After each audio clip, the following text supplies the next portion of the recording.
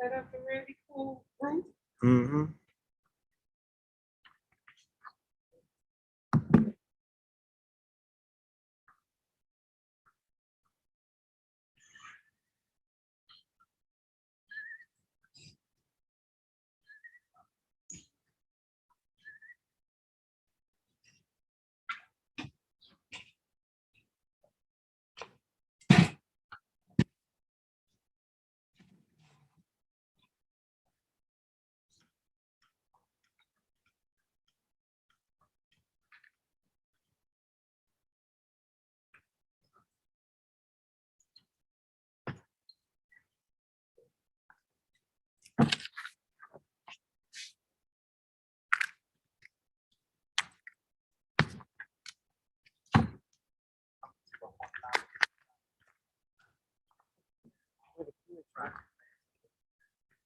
The light crowd.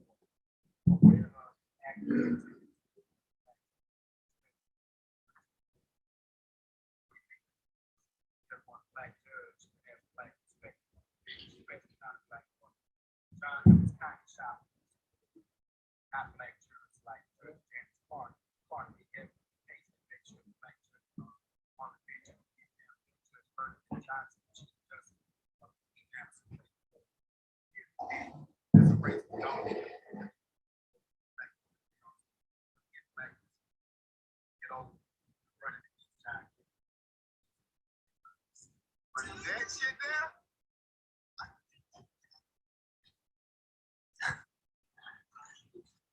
a few months.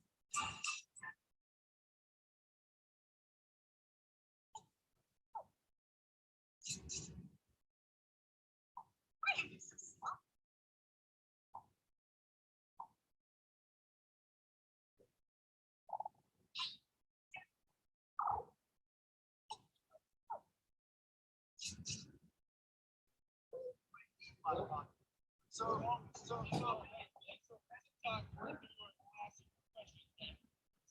What's your one crypto advice to all people? Yeah, buy it fucking hold. Let's go, man. When you see a dip, get your chips and buy more. Like no.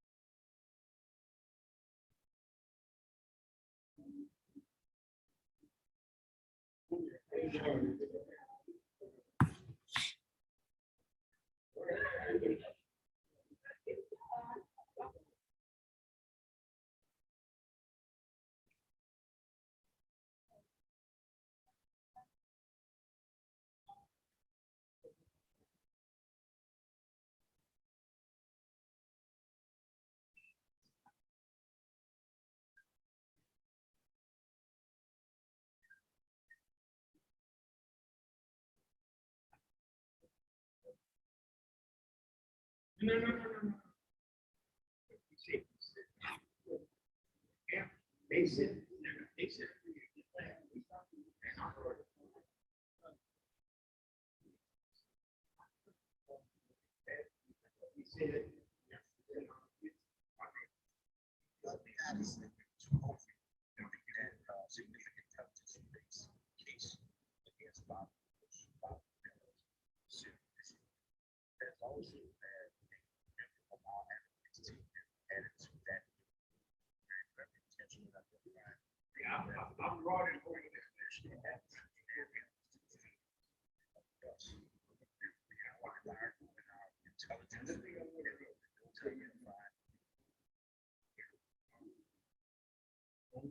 Look, human beings, right? DeFi project. So.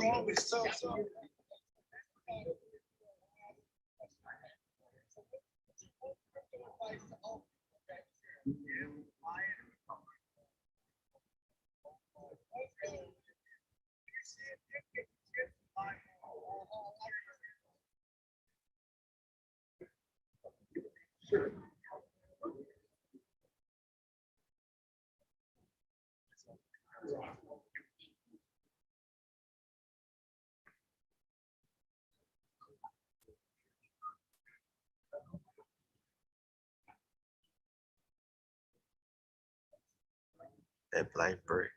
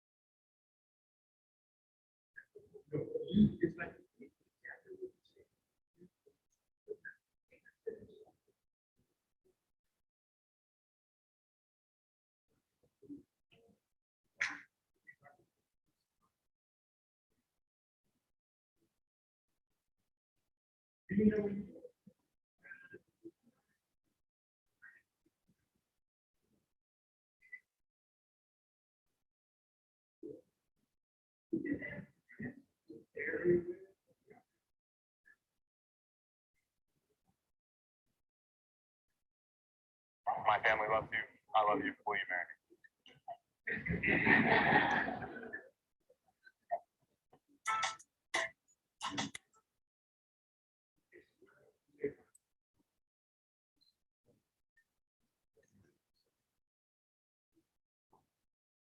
me? What's up, bro? Your phone on the mic.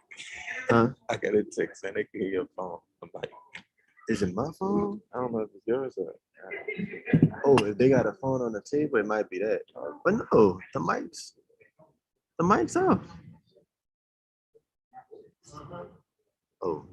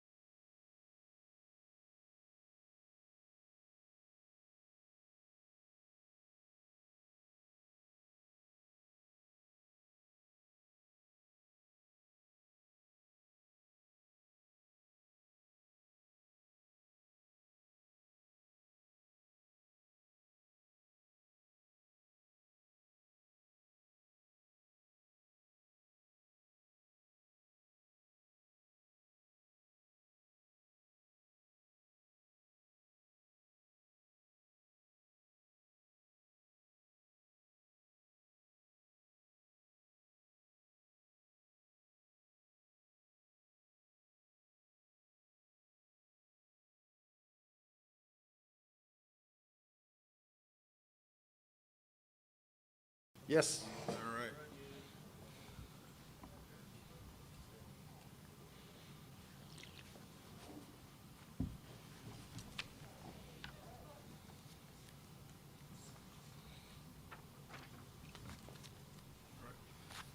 Good morning, everyone, and I want to first welcome our viewing audience who's viewing online on our YouTube channel.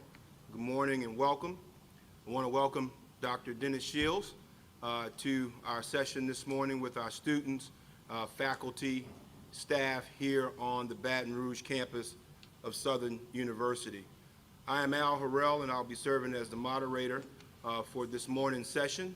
I'm CEO of the Southern University System Foundation and had the pleasure of serving as co-chair of the search committee for the President and Chancellor. Dr. Shields, welcome again. And we'd like to just start off with you introducing yourself and telling us a little bit about why you thought this opportunity was right for you. Thank you. Let me start by thanking all the people who made this possible, from the logistics of getting me here and the search committee for taking the time to talk to me and get to this point. I'm in my 40th year of academic administration, and I've been all over the country, from where I started in Iowa to Michigan, North Carolina, Arizona, New York, and then the last 12 years at the University of Wisconsin-Platteville. And the last 16 years, I've been involved with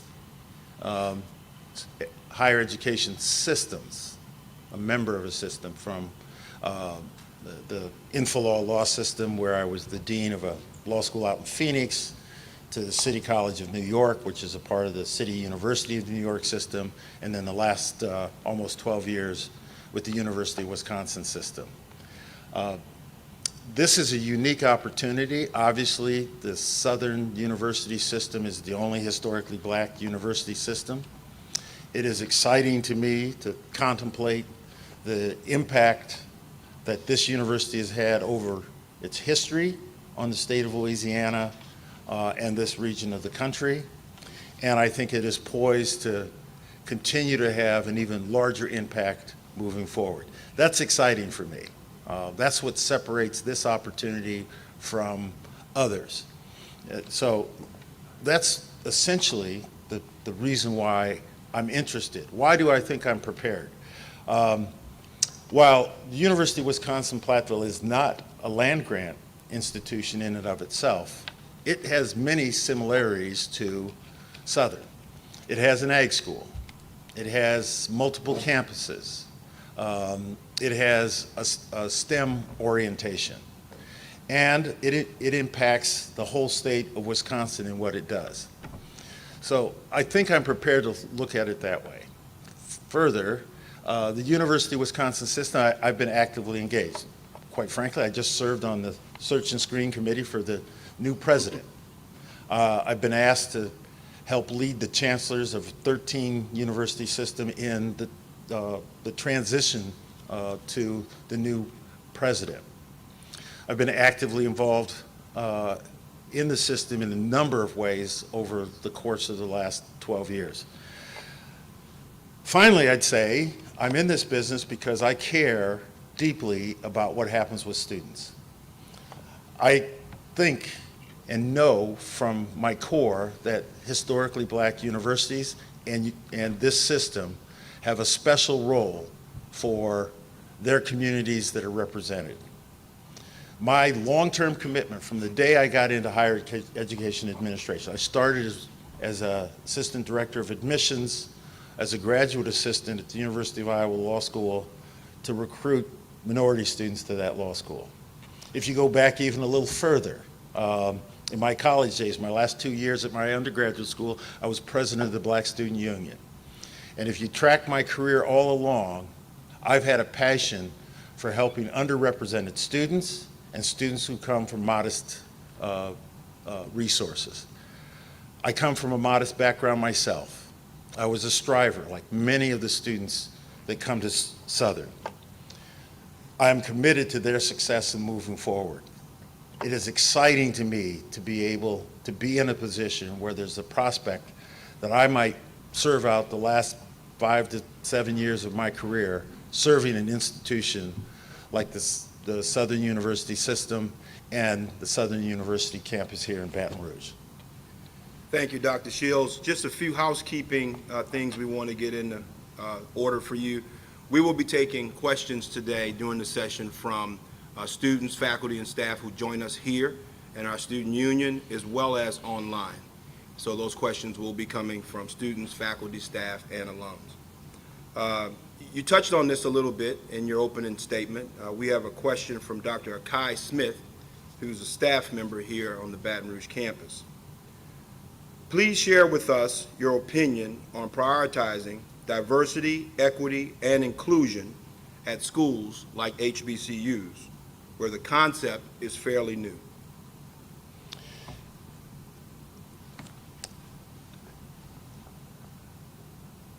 So let's break that apart. The core mission, I think, of university education is to prepare people to go out into the world and be successful both as citizens of the world and in their professional careers. Our graduates are going to go out into a world that's not going to be like the situation they're at Southern and sometimes in their own communities. So business and industry, their communities need people who can work across all kinds of individuals, all kinds of groups. So it ought to be part of our core mission to help prepare students in that fashion. I think, well, let me start by saying, in our convocation for our students this past fall, I thought of a concept that I believe in, and that is you have to have a certain basic humility about the limits of your own experience and what it tells you. So I don't want to be presumptuous about what happens, it has happened here at Southern. But diversity includes more than just African Americans in this country. That's important, and Southern provides a unique opportunity for its students to succeed. But there are all kinds of other demographics they're going to have to deal with when they leave here. And there are probably different demographics on this campus that need to be supported and to feel welcome. There ought to be programming that helps support that. My chief of staff is Native American at Platteville.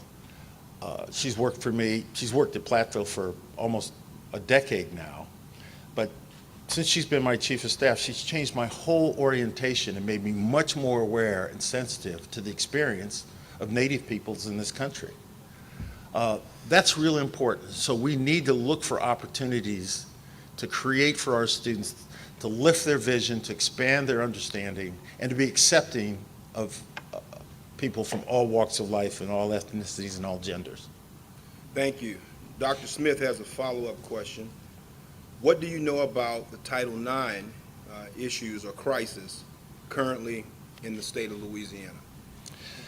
Well, quite frankly, I'm not from here. It's not been on my radar screen. I would guess that if you look around the country at Michigan, Michigan State, Penn State, it's in the news, what's happening with Title IX issues. So it needs to be dealt with. You have to have a good process here. We know that whenever something goes sideways on a campus, that becomes a part of the narrative in the state, in the country. So we need to be prepared. We need to have the training in place. We need to have the structures in place to address those immediately. I would back up and sort of say that I'm a values-driven leader, and the value that I believe in at my core is that everyone ought to be treated fairly. Everyone on a campus needs to feel safe. Everyone on the campus needs to know if they have an issue where they can turn to and explore resolutions. One of the things that happened on my campus, when I arrived, there was no process to deal with issues as they cropped up. So we now have developed, more than a decade ago, a bias incident response team. So it consists of student affairs people, police, campus mental health counseling, et cetera, so that we have a process to address whenever incidents of bias arise. Too often, we think these issues need to only be addressed by discipline. Sometimes it's education. Sometimes it's having a conversation about what the community standards for behavior are. That process allows us the opportunity to have the professionals on the campus in the various areas meet, discuss, assess the situation, and make recommendations. So sometimes the recommendations is through the disciplinary process. Sometimes it has to go through the HR process. Sometimes it's just sitting the people involved down together to have a conversation about what occurred, to raise their awareness of how to address things. Thank you. The next question is from Alton Harris. He's a senior senator in the SGA at our Southern University at New Orleans campus. He says, Southern University Baton Rouge campus is the pillar of the Scotlandville community. How do you plan on engaging the community and helping to grow Southern's students' interest in helping the community and expanding the university's brand? I start from the position that I have to be informed as to what the concerns of the community might be.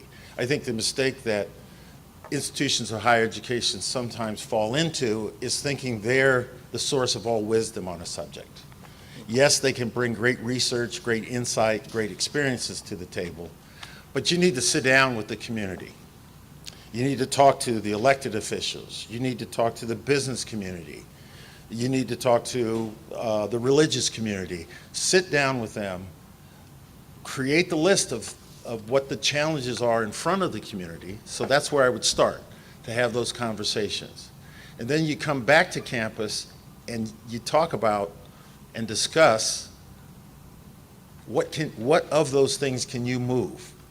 Sometimes you'll be able to do a little bit of something on a number of different things, but sometimes you can coalesce behind, well, here's a significant project that if we work collaboratively, we can make happen in the community.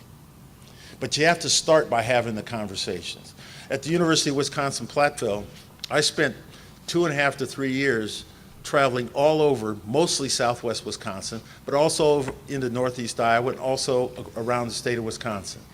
And in every instance we made those visits to those communities, we met with a large employer, sometimes a manufacturer, but somebody that had 200-300 employees, but we also talked to a small business person.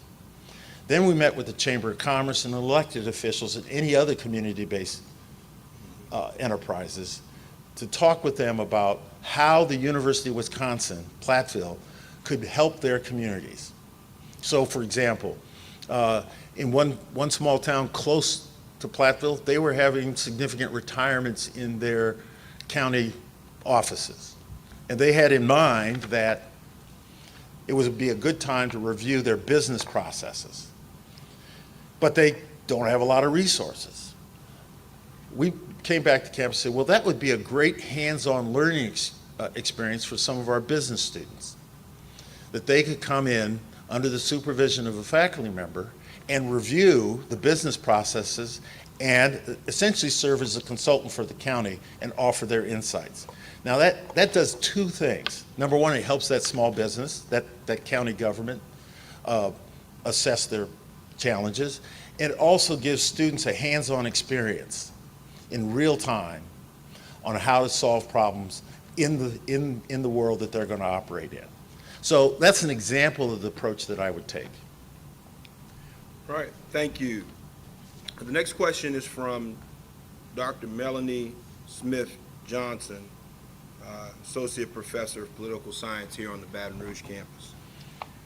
If selected as President of the Southern University System and Chancellor of the Southern University Baton Rouge campus, how do you plan to effectively devote your time to fulfill the responsibilities of both positions simultaneously?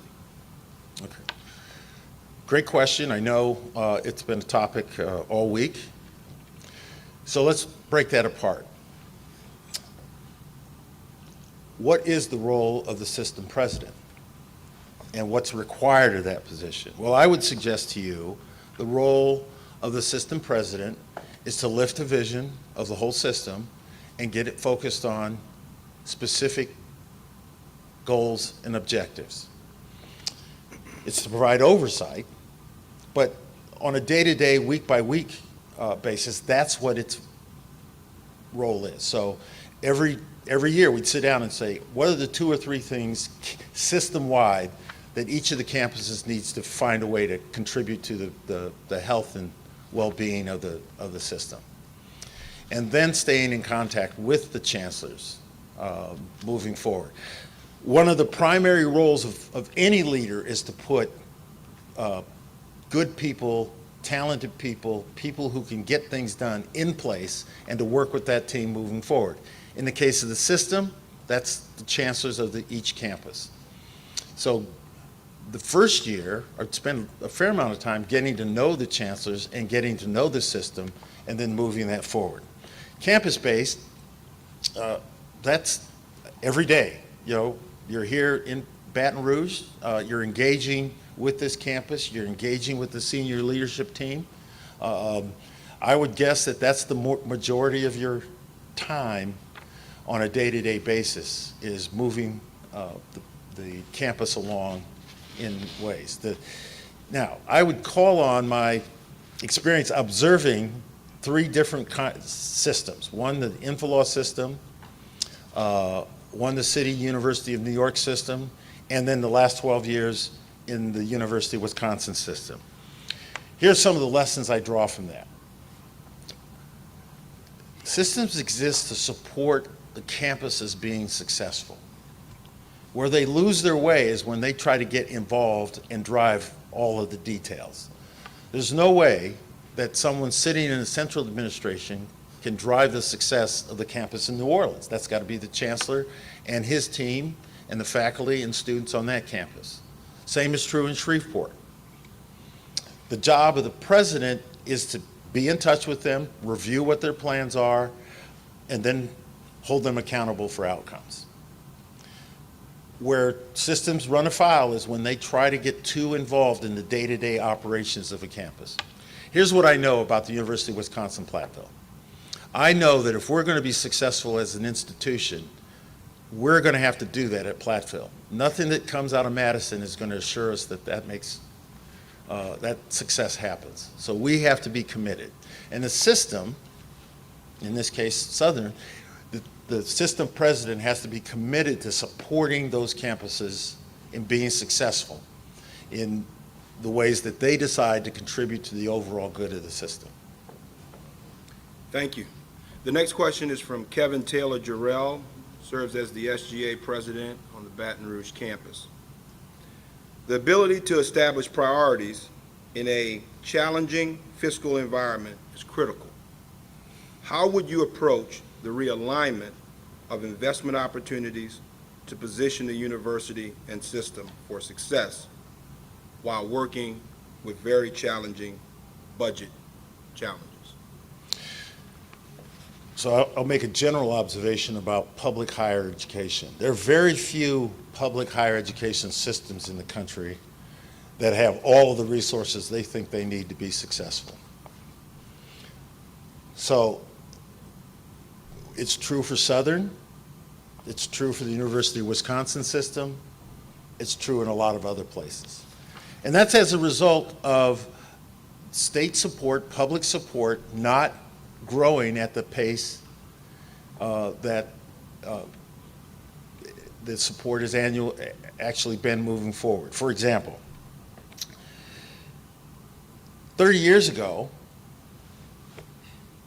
the resources applied to public higher education covered, in many instances, 60 to 70% of the cost of attendance at a school. I'm told here in Louisiana that for Southern University, that's about 32%.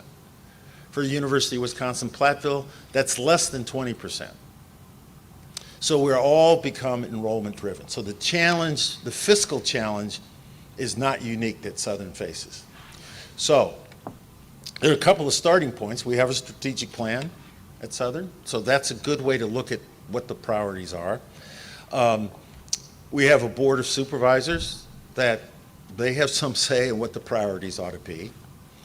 The system president should be working with both the strategic plan and the board of supervisors to clearly see what the people responsible for driving this university system believe is appropriate.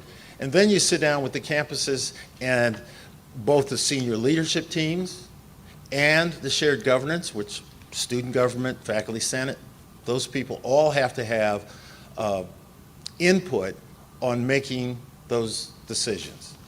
That's how you come together as a system and move forward. Thank you. The next question is from an alum, the president of our Central Texas chapter, Ms. Lori Lewis Connerly. What is your experience with admissions and recruitment? Well, I spent the first 25 years of my professional career in law school admissions for 9 years at the University of Iowa, for 7 years at the University of Michigan, and then for 8 years at Duke University. And then with the startup law school, that was, growing enrollment was real important. Further, I serve on the board of trustees in my undergraduate institution, a small private college in Iowa that has struggled with enrollment. And at the University of Wisconsin-Platteville, managing enrollment and admissions is central to our success financially. So one could say that I have 40 years of experience in admissions. All right, thank you. The next question we have is from Jaquan Davey, who is the SGA president at our Southern University at Shreveport campus. How do you plan to maintain the family-like relationships the system has created over the years that has made us strong? Well, I start by, in the first months and years, becoming known. There's two things when you come into a new situation. You have to learn about the institution, its history, its traditions, its culture, and you have to become known. So you have to be out on the campuses, meeting with faculty, meeting with students, and coming to be known. So they understand your values and how you interact with people. So that's the first two things. The strong family sense here at Southern is not just the president or the chancellor. It's almost everyone that's associated with the university. The alumni, the legislature, believe it or not, the faculty, the students, the staff, they're all part of that. I would be excited about immersing myself in that culture and supporting it, learning about it, learning the challenges to maintaining that culture, but it's there. I would suggest to you, even if the new president or chancellor wanted to change that culture, they couldn't. It's too deeply embedded in the life and the essence of what Southern University is. The new chancellor, president, needs to come in and be a part of that. Be present. For example, one of the things that I do at the University of Wisconsin-Platteville is every year, there's 13 residence halls on that campus. I try to get to each one of those residence halls at least once and have a town hall meeting. So the students can meet directly with me, express their concerns. And I find those really entertaining because about half the time the students ask very serious questions about policies or issues that are in front of them. And sometimes they just want to get to know you. Like, what's your favorite color? What do you want to do? What do you do when you're relaxing? That sort of thing. Or, what sort of pet do you have? So that's a way at Platteville that I've done it. I would suppose the same sorts of opportunities. You also have to create opportunities, right? I think a lot of this happens informally. So you have to go to lunch with students. You have to encourage faculty members to come spend time with you, not just in formal settings, but in informal settings. And there are all kinds of events. You know, is football kind of important at Southern? I would imagine I'd probably have to show up at the football games and engage with people at that level. That's the sort of thing you have to do. You know, a good leader on a campus has to understand that that's part of the social fabric, and they have to buy into it and be present for it. Right, thank you. Next question is from an alum, Rafinas Riley. What changes are you looking to make at Southern? And what would be your top goals and priorities? Oh, it's far too early for me to actually tell you what changes that I would make. I'll tell you what I did when I was first alerted and encouraged to examine this opportunity. I went to the iPads data and said, okay, what are the student outcomes? I will tell you that they probably need to be better, and we ought to really be committed to doing better that way. So that's the first thing that I would do. It's not a change, it's identifying a challenge and saying, okay, what's in place to deal with this now, and how do we change that dynamic? At the end of the day, the core mission of an institution, Southern University and its campuses, is the outcomes that students have. I would suggest to you that every student that graduates from Southern is a well-educated and well-prepared to go out into the world. But not enough of the students who start at Southern finish at Southern. And we need to investigate what's happening and commit some resources to improving those outcomes for students. So that's the front and center for me as a values-driven leader whose values are centered on the success of students. That's the first place I'm going to look to see how can we do better. Beyond that, it's far too early until the next president or chancellor is on the ground and has had an opportunity to interact with the Board of Supervisors, the shared governance enterprises, that kind of thing. It's a little premature to assume, and I would suggest to you a certain level of arrogance to sort of know already what changes need to be made. Thank you. I have another follow-up question from an alum, Georgette Carter, who serves as third vice president of the Southern University Alumni Federation. Mm-hmm. There are approximately 30 passionately active alumni chapters around and outside of Louisiana, California, Phoenix, Chicago, Washington, District of Columbia, Maryland, Florida, Texas, etc. What is your experience working with alumni chapters at your university? And how would you engage alumni chapters throughout the Southern University family? Well, up front, I would tell you that the alumni chapters from the University of Wisconsin-Platteville, we probably cover about the same geographic area, but it's probably not as numerous. I have a meeting with the head of the Alumni Association every month. We talk by telephone or by video every month to understand, number one, to bring them up to speed with what's happening on campus, but also listen to what their concerns are and develop ways that we collaborate together. Southern's in a little different circumstance.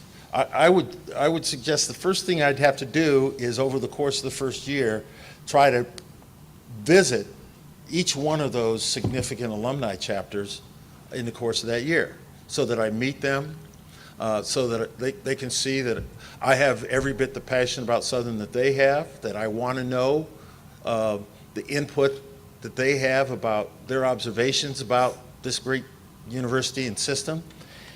So you got to meet them. Now, at a layer down, there's staffers that are supposed to help me do that, right? I mean, I can't spend every day connecting with alumni. But I would assume the external relations staff have professional people that are staying in touch and helping me schedule and arrange how to meet with these folks and stay in touch with them. One of the positives that comes out of the pandemic is that we've all become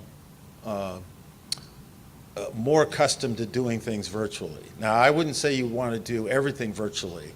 I think it's especially important to visit the localities where there's high density of Southern alumni and meet with them directly.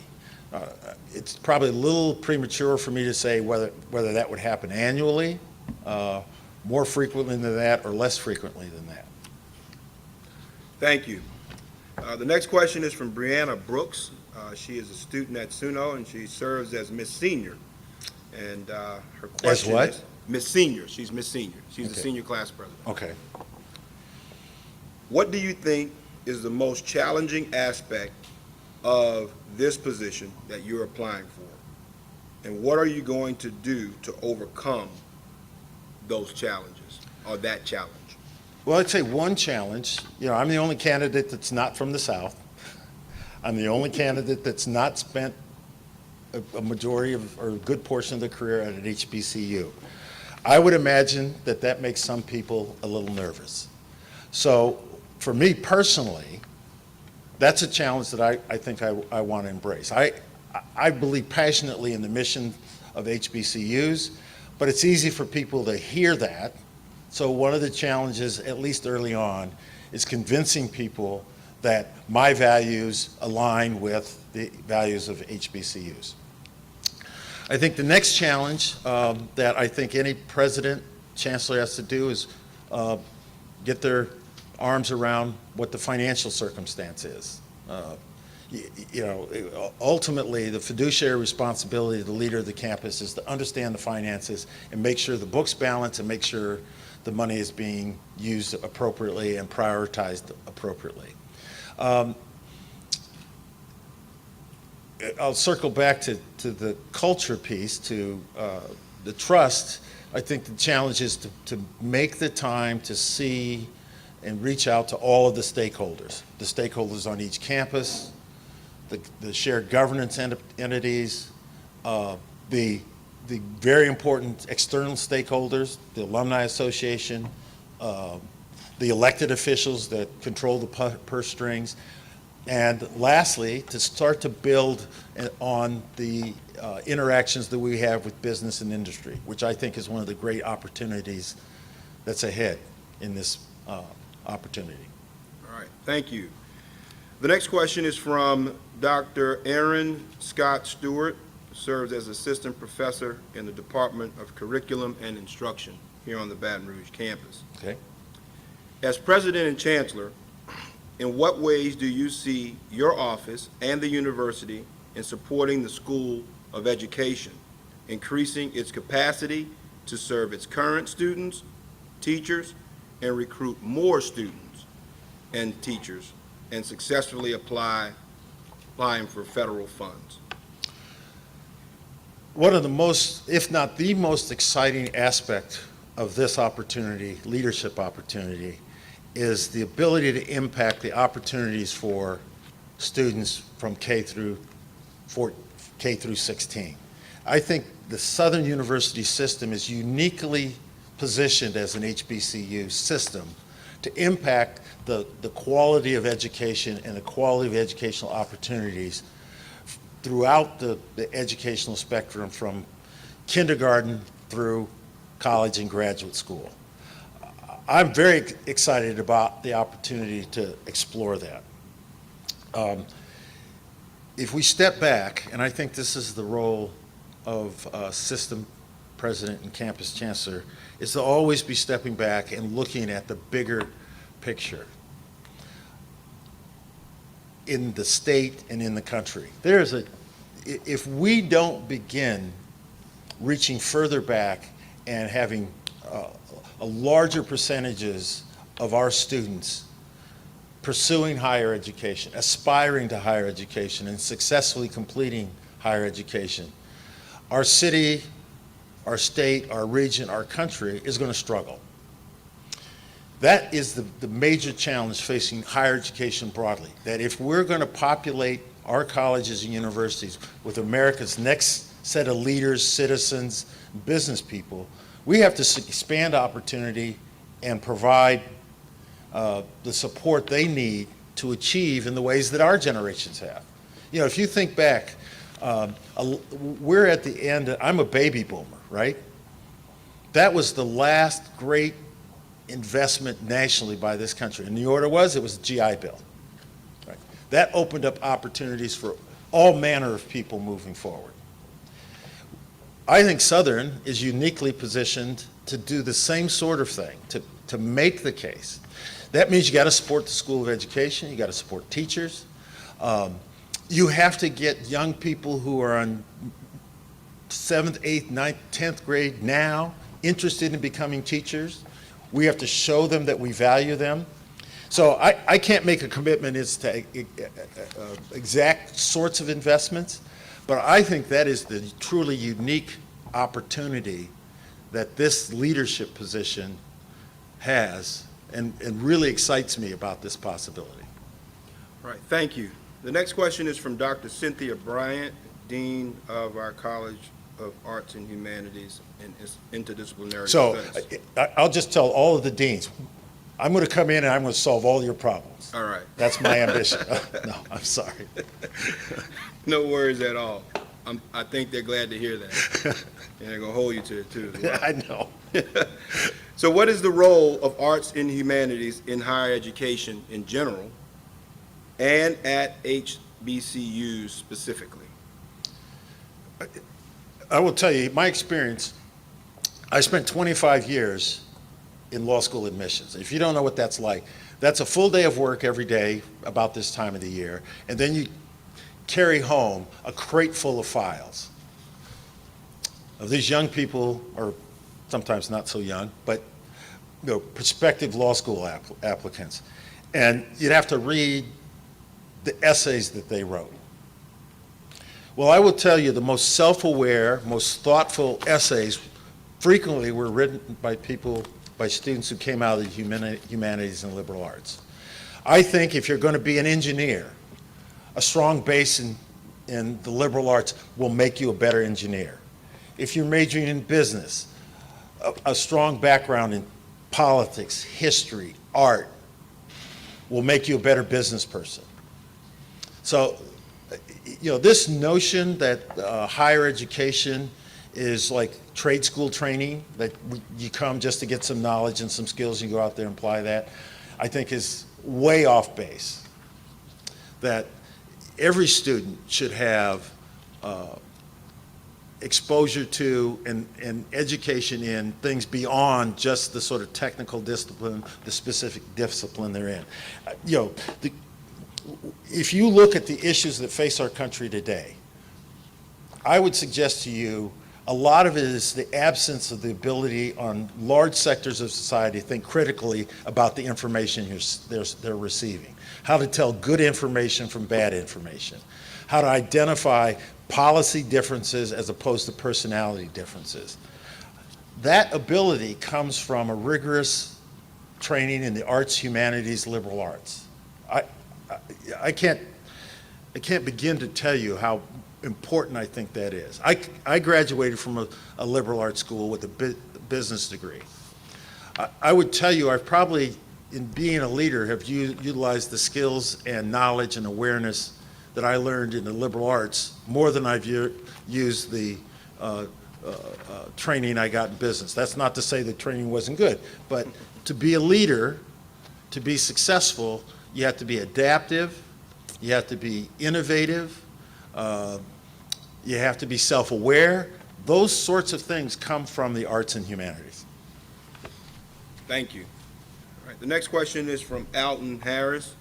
He had an earlier question. He is a senior senator in the SGA at our New Orleans campus. Southern University Baton Rouge campus is the landmass, and sometimes the other campuses are overlooked. How do you plan to help SUNO, which is in New Orleans, SUSLA, which is in Shreveport, and the Law Center, which is here in Baton Rouge? It's right here.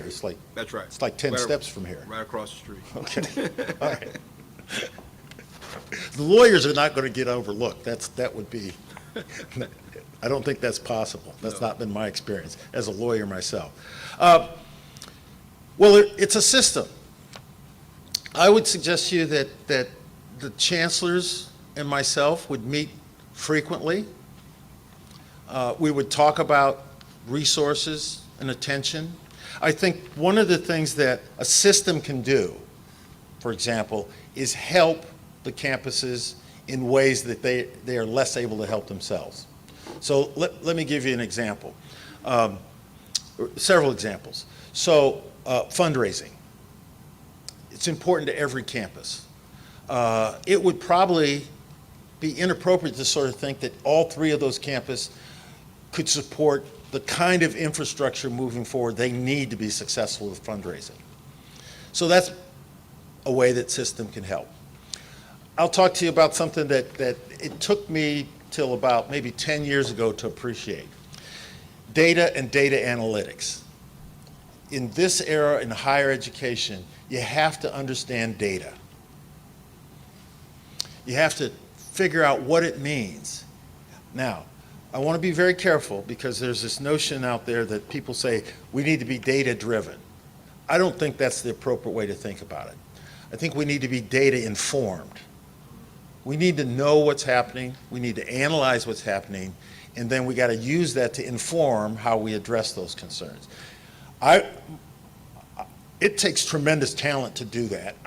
I would be surprised if all the entities associated with the system have the wherewithal to have all of the ability to gather the data, to analyze the data, and decide how to move forward.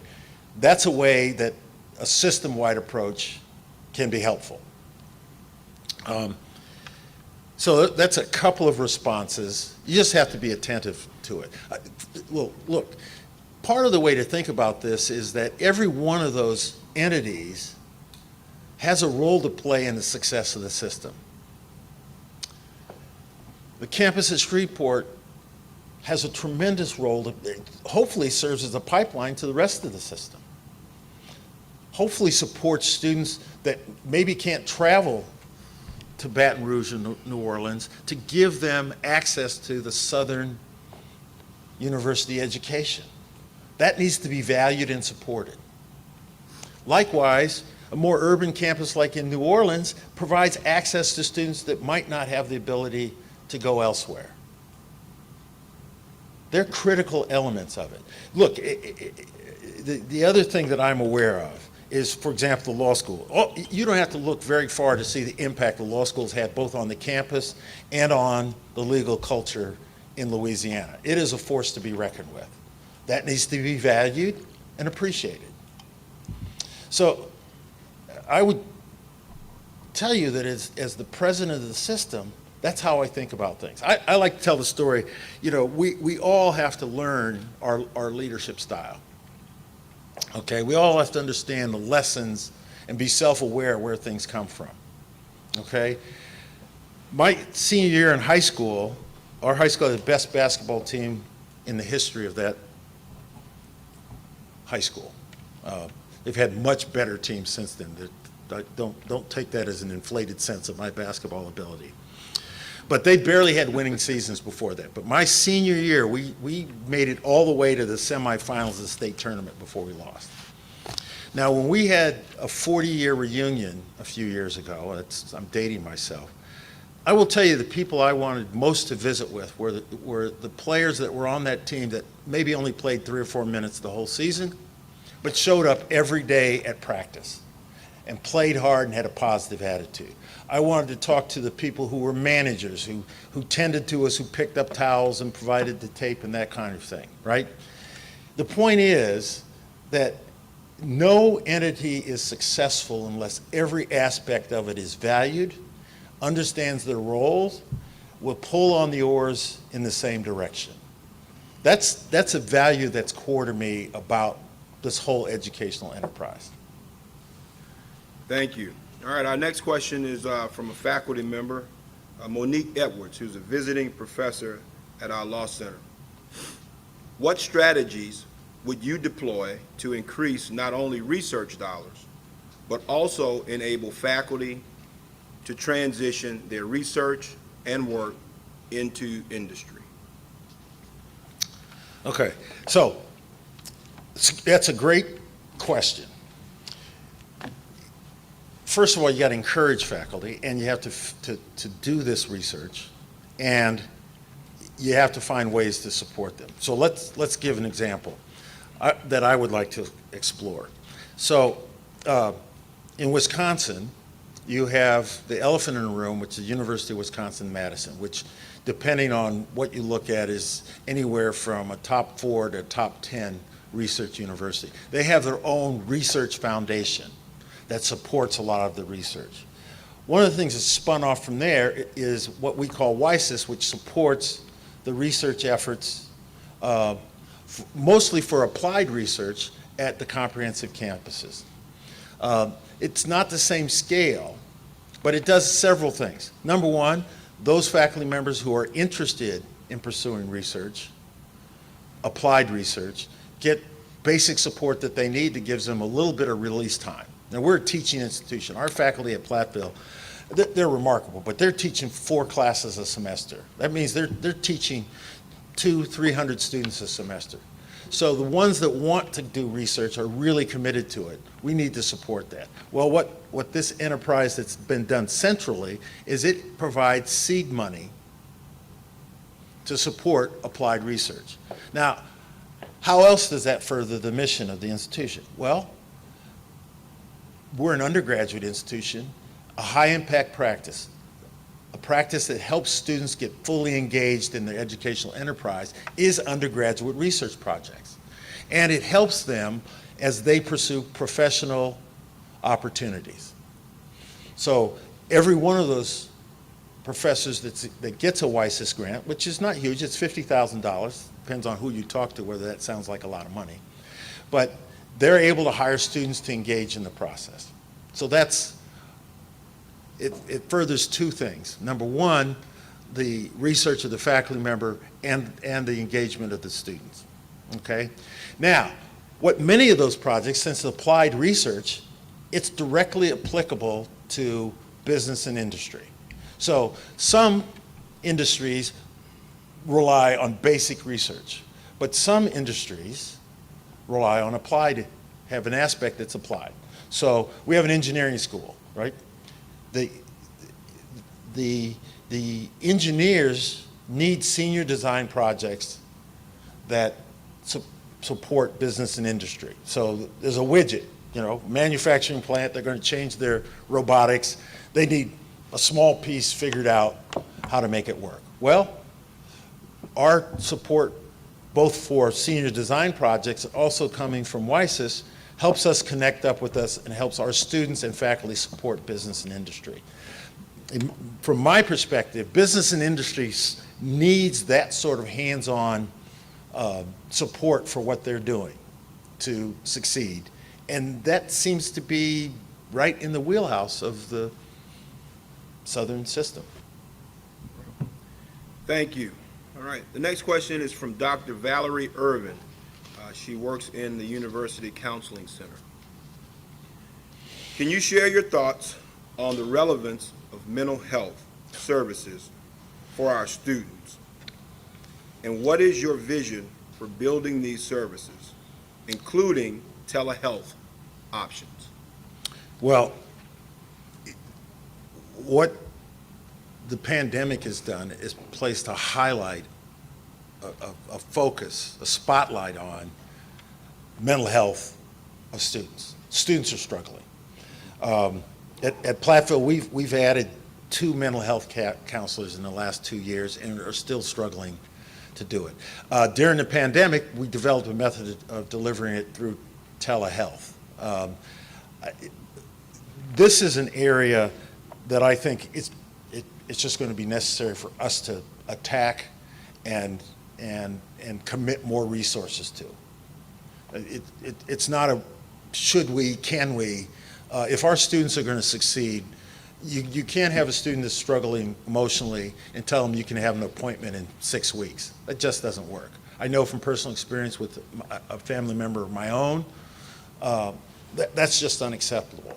So we need to use technology to help us meet that need, but at its core, we need people, more bodies on campus, more professionals on campus to service students. Now, what's the right number? I'm not in a position to say right now, but that's a core issue. One of the things that we did with the CARES money and other money we got that was directed for student emergency grants and the others that was support, we used some of that to hire mental health counselors. But the other thing we did with that is we didn't just write the checks to the students who demonstrated a need for the emergency aid. We sat down and had a conversation with each one of them to see, other than the financial challenge they're facing, what other challenges to their continued success academically were there. And in many cases, it was mental health, and we were able to get them connected up with our services. I think everything you do with students, everything you do as a university, as a system, one of the lenses you have to look at is what's the impact on students? How does it help them be successful? How does it reduce barriers for them? Thank you. The next question is from Latanya Roberts. She is the Association for Women Students here on the Baton Rouge campus. If you were selected to become the next president and chancellor, Southern University system in Baton Rouge campus, how do you plan to integrate more programming for female students? Well, quite candidly, I'm not familiar with the level of programming for female students right now, so it's hard for me to sort of say, here are specifically the kinds of things that need to be done. I think several things you do. First of all, everyone, students, faculty, staff, need to understand that as the next president and chancellor believes everybody can serve in leadership roles, can do dynamic and innovative kinds of things, and the most obvious way is how and where you put people in places to have an impact. I think I'm in a fairly unusual circumstances. All the members of my senior cabinet right now are women. So you demonstrate by performance. I think it's the kind of thing that you need to put front and center with all of your senior cabinet level people, that says to them, make sure you're engaging broadly and being inclusive in the activities you do. I think that you can create things like one of the things we've done at Platteville. There's a very strong women in engineering program, women in STEM program. We have a women's living and learning program in our residence life. So I would look to see what are the kinds of things that are in place already and what things do we need to enhance or expand on. And sometimes that doesn't take resources, just like, oh, that needs to be addressed, right? All right. Next question is from Dr. Dawn Knight. She is our Dean of Libraries here on the Baton Rouge campus. What investments in the library have you made at your current institution? And what investments will you intend on making that would be similar here if selected as president and chancellor? Well, what I would tell you is that obviously libraries are integral to higher education, but there's probably no area that's been more impacted by technology than libraries in higher education. The approach is different. It used to be you had to have a big building and hundreds of thousands of books. Now, you do that differently. We've made the transition that way. It's great being a part of a system. If you actually need a book, we have a system-wide library stuff. It takes usually only a day to get material from somewhere else. But the approach is different. You know, if these little handheld devices that we have, the technology pads that we can carry around with us gives us access to tremendous resources. So some of the question about libraries is about technology. Are we supporting the transition to technology that supports the learning and research that needs to take place on this campus? I would suggest to you that if that sort of analysis isn't already being done, that it needs to be done. We've done a bit of that transition at Platteville. It certainly ought to be on the radar screen of the provost and senior leadership on this campus, and included in any forward-thinking distribution of resources. Thank you. This question is in alignment with your last comments about technology. And this comes from Tracy Barley. She is with the, I believe, make sure I say this right, online services here. What are the critical technology infrastructure priorities for specifically academics, enrollment management, and student services? Okay, one of the first things I would say to you, it's security, cybersecurity. Okay, I mean, there's all kinds of hacking coming through from both local and individuals and major players elsewhere. So cybersecurity is really important. Right now, I'm engaged with two institutions.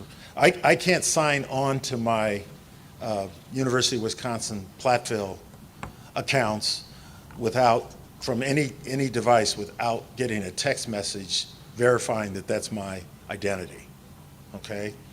I'm also teaching a seminar on higher education leadership at the University of Iowa College of Law this term. They have a whole nother level of security to protect them. So that's number one. I would come in and I would be very concerned about how we're protecting our computing systems. So that's number one. Number two, and I suspect this is going on, there needs to be ongoing analysis of what the technology needs are for all aspects of the university. If you run a unit, you should know what the technology needs are or what you suspect the technology needs are, and should be proposing how to address those needs moving forward. I think that the layer that I think we have at Platteville that's useful is there's a campus-wide committee that provides input and advice on the prioritization of those projects. So that's the approach that I would take. You know, again, a certain amount of humility. I don't have enough information to sort of say I know specifically this kind of investment needs to be made in this place. Thank you. All right, this question is from a student on the Baton Rouge campus, Brianna Hall. If given the opportunity to serve as president and chancellor, how will you ensure and further enforce the protection of your students, especially the on-campus residents? Well, I see there's a campus police force, okay? I think there are a number of things you can do. What's the lighting on campus so that people can travel around at night, feel safe walking around the campus at night? I think you have to develop the ability to use technology to contact people. I think you can train every student on how to keep themselves safe. You know, the struggle that higher ed has now, I remember the day at a lot of campuses where you didn't have to have an ID to do anything. Anybody could walk through there. Sadly, we're not there anymore. But, you know, the balancing act is you don't want the campus to be like a fortress. That's not a welcome environment. So I think you bring in some expertise outside to sort of understand what kind of technology can help with that. Some of it you can reduce just by making it known that you have cameras that record all of the places where people ingress and egress from the campus. That's not necessarily inexpensive, but I don't think it's difficult to figure out. And maybe that's in place already.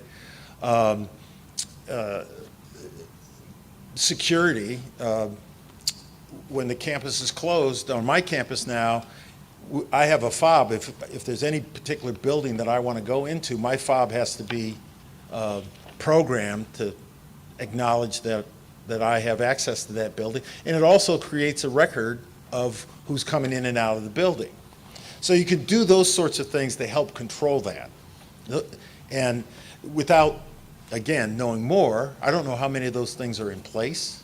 The other thing, when you talk about safety, you need to do training for when significant events might happen. So the senior team just went through a training on how we would deal with an active shooter on campus, on my campus. A few years ago, we had just gone through major training on how to deal with major events, catastrophic events on campus. And 6 months later, our campus was hit by a tornado. It was in the summertime, so there wasn't a high population on the campus, and I was actually in Beijing, China when that happened. But because of that training, everybody knew where they needed to be and knew how to communicate with people, knew how to engage the law enforcement and campus safety people, how to move people to safe areas, et cetera. So training, I would suggest to you at least once a year, if not twice a year, a scenario that replicates what might happen in that kind of circumstance. The training needs to take place all down through the campus so that people know what to do when events occur. My guess is that there's a pretty good plan on how to deal with hurricanes here. That same sort of preparation needs to be replicated to address other scenarios. Just this week, I know Southern was one of the schools that was threatened with a bombing. And so I would imagine some of those things are in place already. All right, thank you. The next question is from Kevin Taylor-Jarrell, who serves as ISGA president here in Baton Rouge. What are your views on shared governance? It's a good thing. I was talking to the leader of a system, not my own, a few years ago.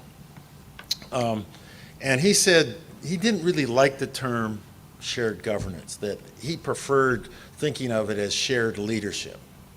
Okay?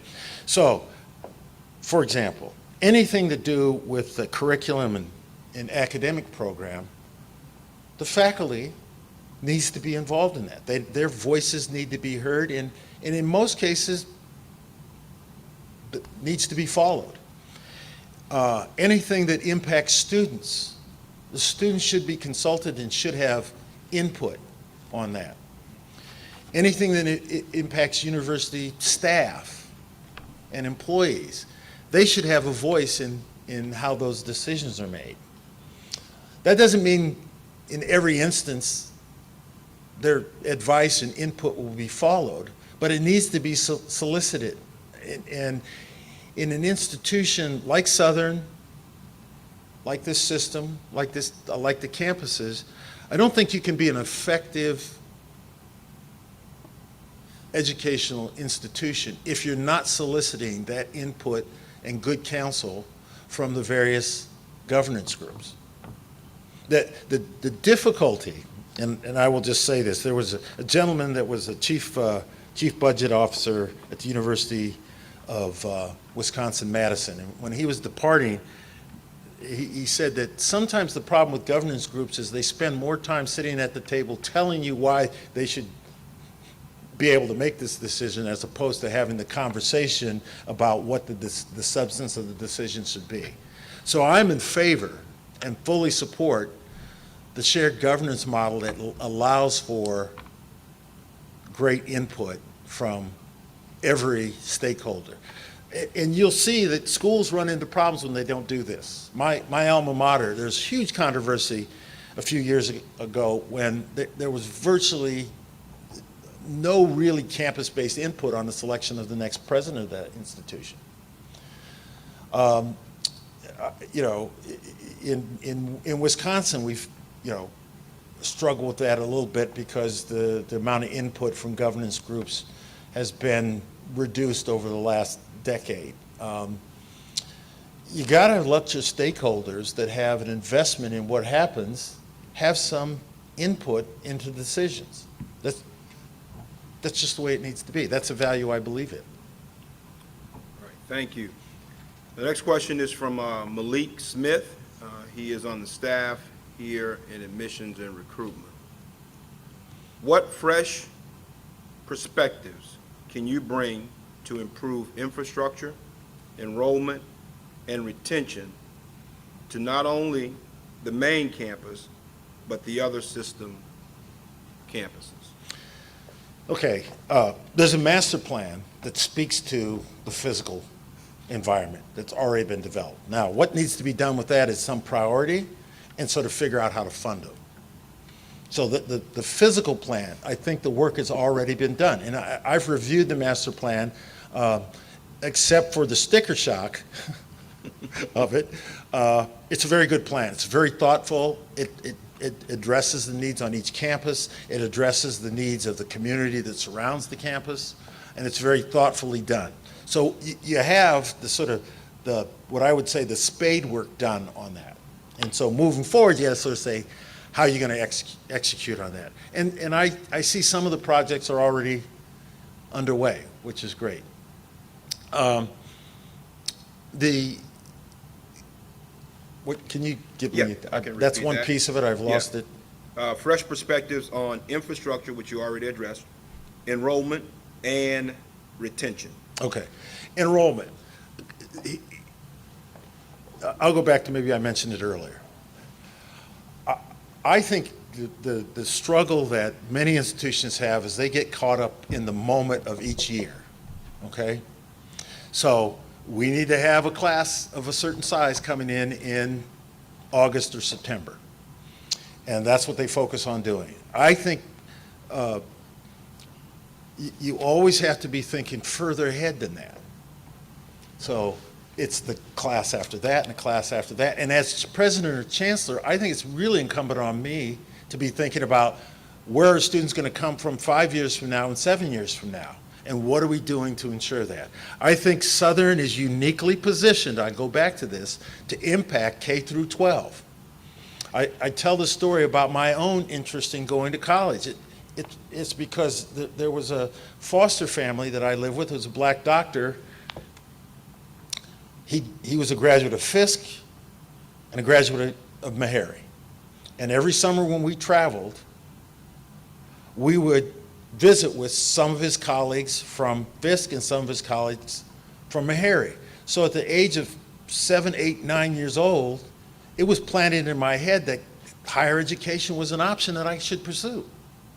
I think Southern University system is uniquely positioned to do that and impact K through 12 in a way that generates more interest in higher education, more students that are better prepared to pursue higher education, and more students that are enthusiastic about the opportunity to pursue higher education.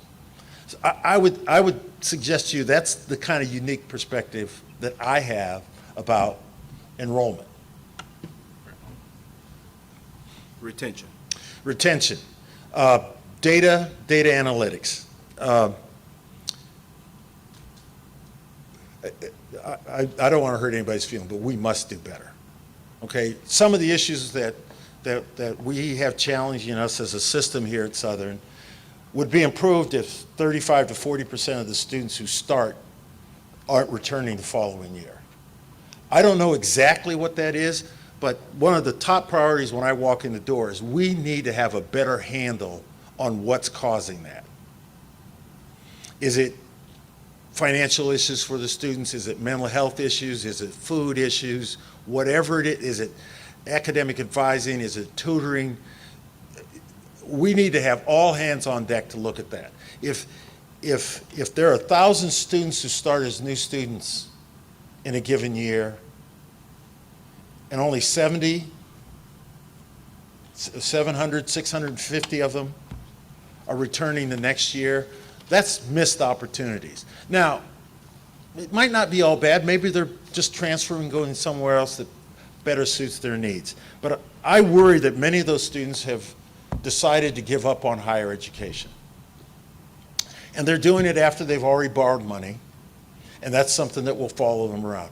We have an obligation to figure out how to do better at that. You know, if any institution should be good at that, it should be historically black universities, and should be committed to it.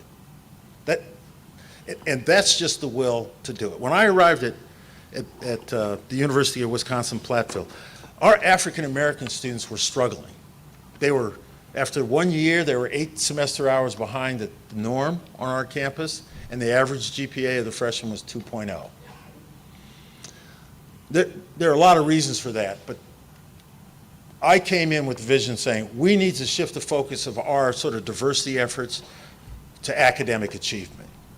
Change the whole structure of our office that supported our students of color on that campus. It's focused on academic achievement. We did some new programming, not particularly original, but we created a bridge program that got them started in college a month early on actually credit-bearing courses, and helped them acclimate into college, and gave them a cohort of students that they could rely on. That's what we found there. But we need to analyze and be committed as an institution to student outcomes. All the other things that this great system of schools can do, it's going to be easier to do if we have great student outcomes. That's just the reality. And you know, I make that observation not just about Southern, but I see that as the seminal problem that higher education has below this sort of real fancy schools, right? We're not focused on the kind of outcomes. Let me tell you, it's personal to me. I would not be here today if I wasn't involved in institutions where somebody noticed me and said, hey, are you having this problem? Or, hey, have you thought about this?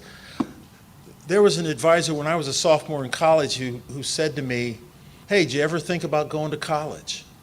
It never occurred to me. I was a business major because I wanted to make sure I got a job. That planted that seed for me, okay? Somebody noticed if I didn't show up, okay? That's the level of personal commitment we have to do. We have to do it, we have to scale it. That's why you need data to inform, so we know what the issues are. We need to know if one of the real problems that students are having succeeding is some of them are not, you know, having the sort of nutrition that they need, the diets that they need. If that's an issue, we should do it. You know, at my campus, what we're doing is we're analyzing what's happening with students in, you know, people sign up for classes in the first semester, November, to sign up for the spring term.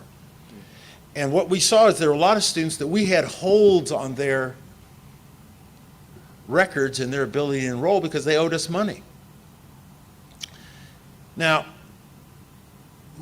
what we learned is most of the time that was kind of stuff that we could help them with. So one of the first things we said, it used to be that if they owed us $50, they couldn't enroll. We said, well, up to a certain level, we'll let you enroll as long as you get this resolved before classes start. Some, I think we should be able to anticipate some data should tell us some students that we anticipate they may have challenges that way, and we do something proactive about that. So the retention of students is a passion of mine. The student outcomes is a passion of mine. And that's the first thing I'm looking at. I think that's the low-hanging fruit for this system. We need to figure out what's happening with our students. Why they're not staying with us from first year to second year, and why it's taking so long for so many of them to achieve graduation. And do something about it. Thank you. Mr. Smith has a follow-up question. Sure. And it's directed towards the strategic plan, not the master plan. If you've had an opportunity to look at the strategic plan, do you agree with its concepts and its goals and objectives? Yes. I think it's a good document that creates a list of stuff that would be great to get done. And I think that's an important exercise for institutions to go through. The challenge that I think that with the strategic plans, okay, is that strategic plan is 80-some pages long. And that's a hard document for anybody to sort of use as a roadmap, okay? So I think that exercise is important and the document's fine. I don't think there's anything wrong with it. But ideally what a strategic plan does is say to you, here are the 2, 3, 4 things that we really want to get done. All this other stuff is important. Here are the 2, 3, 4 things that we need to get done, and let's focus on getting those things done. It also needs to be a living document. I went through this process at the University of Wisconsin-Platteville, where they had a strategic plan that was ending when I got there, and here's what happened. It was 50, 60 pages long, and it had been done 3 or 4 years earlier, and everybody had to go to their bookcases and knock the dust off it and pull it out and see what it said. Okay? Then we sort of replicated that process early in my time there. And we have shorter ones. Yours is a little longer than the ones I've seen. It's 12 years is a long time for a strategic plan. Ours was 4 or 5 years. When it was coming up on time to do another one, I said, no, we're not going to do this. Because the same thing happened. It was kind of long. It was in a binder. It was on a shelf. People had to dust it off and look at it and see what are we doing here. The move with strategic planning in higher education is to narrow down and really focus in on the things that need to be done. So one of the first things I would do, if I were privileged to take this on, is I'd pull that out and say, let's figure out what are the 3 or 4 things over the next 2 to 3 years we really want to accomplish. It's not like any of it, you look through it, there's nothing you can disagree with. But once you focus on those 3 or 4 things, then you're all sold in. And so every meeting of the senior leadership, that strategic plan, we should say, what's the progress being made on this? Are we hitting our key performance indicators? That's what you would do with your chancellors. If this, here's the strategic plan, here's the pieces you're going to work on. We're looking at that regularly. And actually campus-wide, we ought to be sitting down and thinking about, okay, now that we've narrowed this down, what's the progress from semester to semester that's being made? That's the issue I have with the strategic plan. Not that there's anything particularly wrong, and actually most of it is pretty good. Thank you. Dr. Shields, we're going to move in a slightly different direction here in the line of questioning, and we're going to move over to student life. All right. We have a question from Tavion Collar, a member of Alpha Phi Alpha Fraternity Incorporated. We didn't have any Kappas to submit any questions? Just thought I'd My throw wife's that an out there. AKA, just so you know. All right. Tavion asks, how important is Greek life and student life on campus to you? Look, my view on this is that college trains people not just for in the classrooms, okay? A lot of it is all of the experiences that you have outside of class. So fraternities and sororities can have a tremendously positive impact. It gives you a cohort of people to interact with and grow and build friendships. What happens if your experience in college goes right, the friends you make in college, many of them will be the friends for your rest of your life. Students who struggle with mental health, a lot of times it's because they're not connecting up with and building networks of people and support that way. The fraternities and sororities are built in to do that, and are an important part, particularly on these campuses, important part of the social and cultural experience that students have. Now, I always chastise people. Anything that you're doing that gets in the way of the academic achievement of students, I have a problem with. And I know that I've had fraternities and sororities get mad at me, but I will tell you that when I was doing law school admissions, I could always tell when someone had joined a black fraternity or sorority when they pledged, because their grades went down significantly. I think that's inappropriate. I think we're at an academic institution. The fraternities and sororities should support the academic achievement of their members. The social stuff is real important. The networking that you develop is really important. Academic achievement ought to be in the same category. And I think as an institution, we should support the fraternities and sororities that buy into that kind of commitment. Thank you. We have a question from Carlos Brister, member of the Student Government Association. How would you ensure non-academic, i.e. athletics, music, student activities, etc., support services would be well resourced? Well, those sorts of activities are core to the university experience. I'm not sure that they're not well-resourced now in the grander scheme of things, given the general financial position of the institution. Part of the challenge that whoever sits in this seat has is how to manage resources and how to attract new resources. So we've been aggressively in our athletic department at Platteville, understanding that there's not a lot of money that we want to put more on the backs of students, to aggressively develop a strategy that's more effective at garnering corporate support. I think some of the other things, the arts and that kind of thing, can be connected up to academic programs. That can help justify it. I mean, there are people who arrive here that are very interested in being a part of the band. That supports the arts here. That's a reason to support the marching band, because it attracts students and gives them a cohort of people to support them. That's the way you need to look at those things. They're not, if you look at them only as expenses, then you're undervaluing them. I mean, if part of the retention issue is getting students connected up with things that make a difference in their lives, that gives them anchors to hang on to here, that enables them to build relationships moving forward. That's the essence of those programs. So I don't view them as expenses, as more so investments. Thank you. We have another question from our Student Government Association member, Anthony Davis. How do you plan on bridging the gap between students and faculty and staff and increasing student engagement on campus?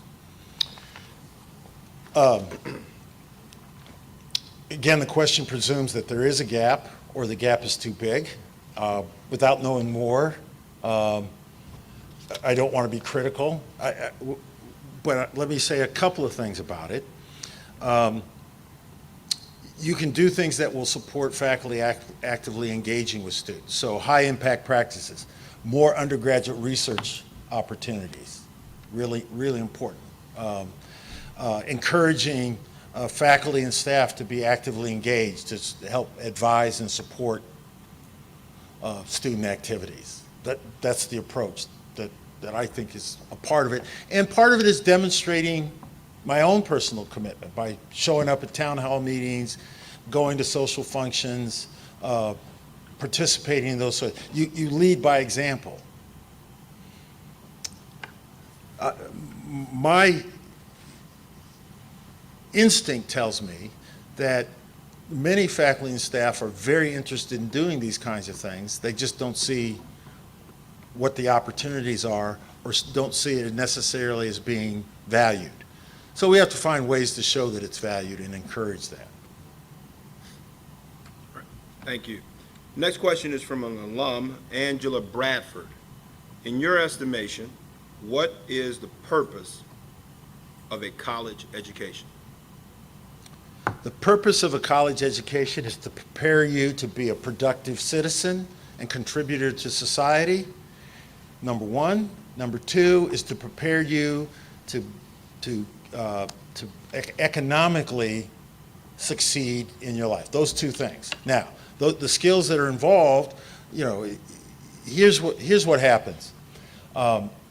There was a time when you got a college degree, you went to work for a company, a large portion of people would be with the same company for decades, doing sort of the same kind of work. What is true now is the pace of change is much quicker. And so the average graduate may change jobs 5 or 6 times in the first 10 years they're out of school. So the essence of what the college education should do is help you to be able to adapt, grow, and be a lifelong learner, because that's going to be even more important. So a piece of it ought to be training you in a specific area, but it should also train you to be able to adapt and change so that you can take advantage of the opportunities that are available out there. The other thing is, and I'll circle back to being a contributing citizen. You know, our graduates are going to be Little League coaches, church deacons, scout leaders, etc. We want people who are empathetic, critical thinkers, civically minded individuals. And that should be a part of what they get out of their college education. Every student, no matter where they go to school, but certainly at Southern. All right, thank you. The next question is from Jaquan Davey, Student Government Association on our Shreveport campus.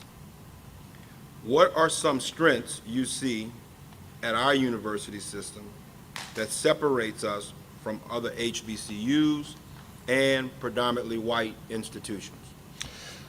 Well, I start with a core attribute. It's a land-grant institution, so it's the disciplines and the resources that go into very needed disciplines now separates us from many other HBCUs. Not all, but many others. I think the fact that it's a system that we can leverage the points of access in ways that a one entity university is unable to do. So the footprint that we have in the major urban, the 2 major urban areas in the state, the network that comes out of the ag extension system, the campus in Shreveport that provides access in that region of the state. Now, that provides us with the opportunity to leverage that footprint in ways that a singular university isn't able to. And that's what's really exciting about this opportunity, quite frankly. Thank you. All right, the next question is from Christopher Rogers in the Southern University Ag Center. How do you see the Southern University Agricultural Center and Research Center as a resource to help recruit students, faculty, and staff and expand the university's brand? Well, the nature of that entity gives it a statewide footprint. They're engaging, and they're engaging with business and ag enterprises that gives us an entree into a different kind of entree into communities than if it didn't exist. The question becomes just how do you do that? Do we develop programming where we're attracting K through 12 students actively into interacting with those entities? Are we interacting with a broad base of business and industry that's ag-related and getting them interested in us and attracting students and revenue? You know, one of the things that we've been tremendously successful with at Platteville recently is we're now a part of a collaborative effort with UW-Madison and UW River Falls with the Dairy Innovation Hub. which has us directly doing research that's relevant to the dairy industry in Wisconsin. And although we're not a land-grant school, we are one of those publics that has an ag footprint, and that's raised the recognition and identification of our campus in areas that we would not normally have been present. So that's a way that you do it. One of the things that I know is that agriculture is a huge industry, and sometimes people only think about it as farming per se, but everybody's got to eat. And one of the things that extensions can do is to show the various points of entry into the agriculture industry that's other than just farming. Not that there's anything wrong with farming, but ag business, ag economy, there are tremendous opportunities moving forward, and it's an industry that's not going to go away. Right. The next question is from Mylan Davis, who's a member of the SGA. What is your approach to budgeting? You see how much money you have, you see what your needs are, you try to match those up. Sure.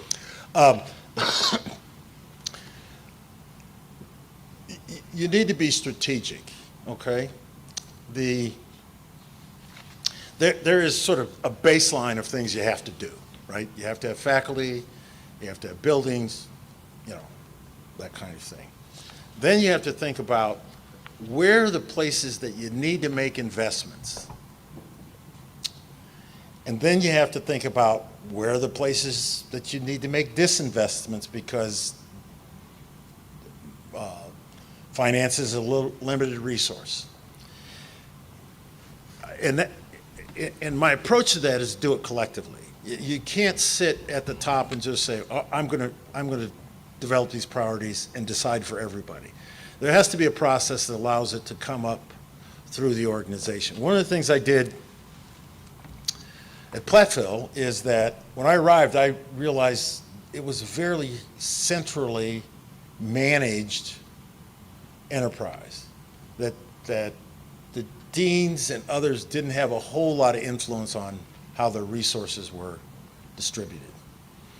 So I think you have to drive that out to the people who are actually dealing with these issues day by day, and have them help you set the priorities and determine where the investments should be. Now you got to hold them accountable. You know, if you can't have them thinking they got a blank check, and sometimes you have to remind them, okay, my chief budget officer tells me you're asking me for this money, but you have this money sitting over here that you're not using. Explain to me why we ought to find more resources if you're not spending that resource. But the challenge is to reach out throughout the organization, get input on the budget and its priorities, and then make decisions. Always, in this era of limited resources, the budget people will talk to you always about what you got to cut, you got to reduce expenses, et cetera. It's as important as an enterprise to be thinking about what investments need to be made, because you're not going to cut your way to success. You have to make some investments to succeed. I'll give you an example. Even in 6 years ago, at the point at which we were making significant, forced by the state reducing the contribution, budget reductions, I had to arrive at the conclusion that we needed better interaction with business and industry, and we needed to develop a corporate relations function. So notwithstanding the sort of dire budget circumstance, we made the investment in corporate relations. And it's paying off now. We're getting at least $200,000 in support from companies now, and the impact that enterprise is having, that function is having on our campus is arguably over $1 million a year now.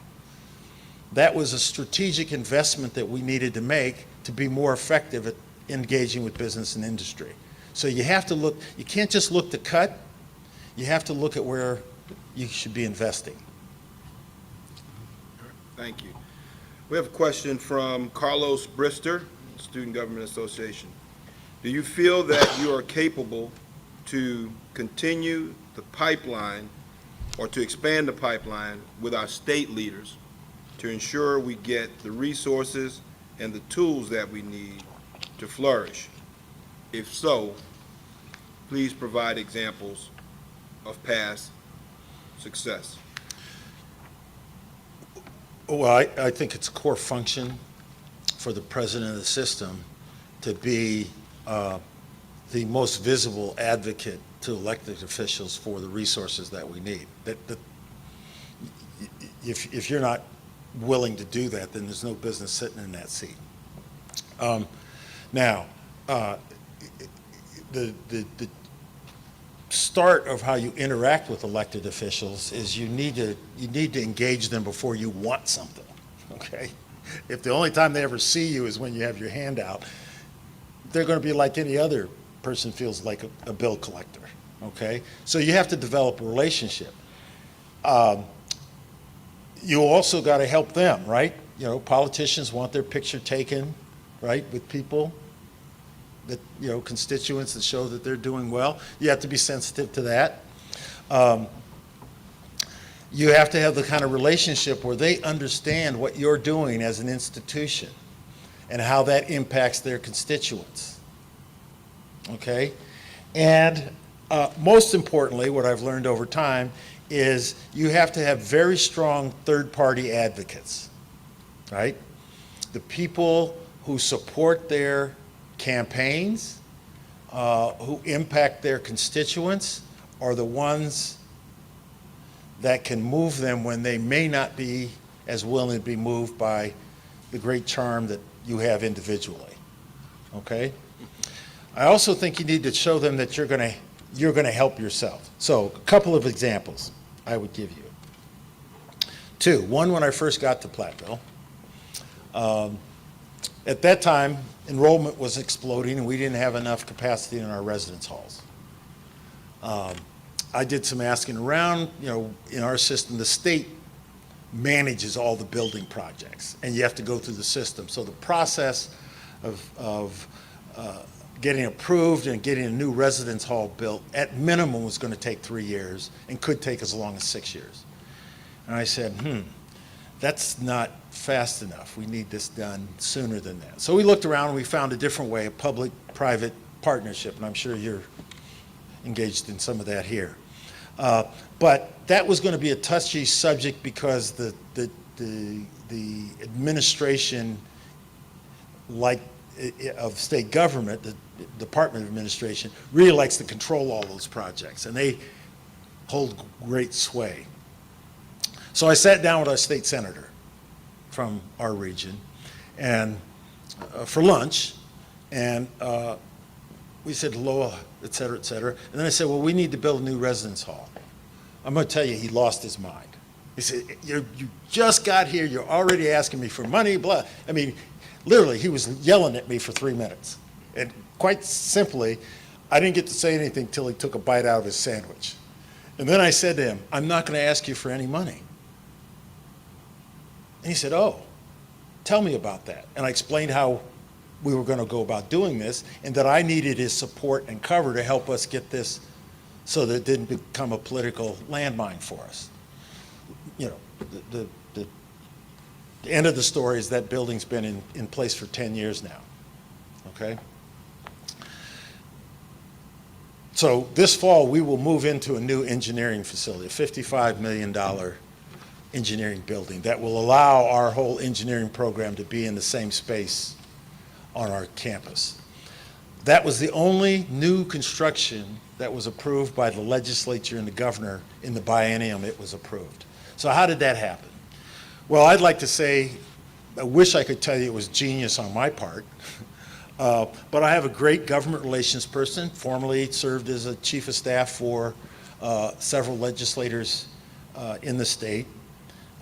Typically the most powerful budget committee that makes these decisions in a biennium. They meet around the state. They go out and they have public hearings at 4 or 5 different spots. My government relations person said, look, we need to be present as a campus at every one of those meetings. And then she said, okay, well, that's a lot of traveling on me. He said, no, no, no, Chancellor, you don't need to be at every one. You need to be at one or two of them. But what we need at each committee meeting is our alumni and the business and industry leaders in that region to be up in front of that legislative committee making the case for our receiving this building. Third-party advocates, students, parents, leaders, you know, it's an engineering building, so the engineer, the companies that are hiring our engineers, at every place there were 8 or 9 of us from our institution making the case for that building. Long story short, we were the only institution in the whole UW system in that budget cycle to get a new facility approved. So appreciating, now it may be different in Louisiana, I'm just using that as an example, but I think the theories, the postulates hold true. You have to understand what the concerns are of the elected leaders. You have to have a no surprise policy. So if something's happening on campus that you know they're going to be worried about, they shouldn't read about that in the paper.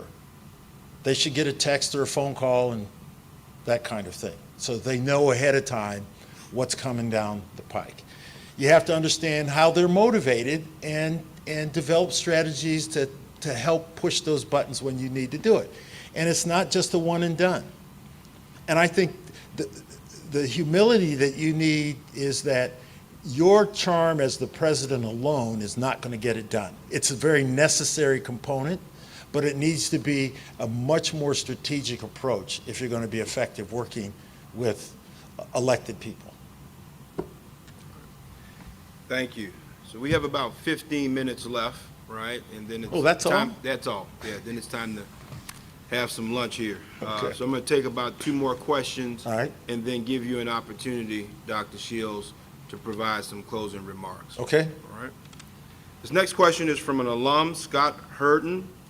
Please share your experience in philanthropy and donor cultivation and provide some specific examples of things you've done to develop a culture of philanthropy at your institution. In some ways, we're just now to the space that I think we need to be in. So let me offer some background.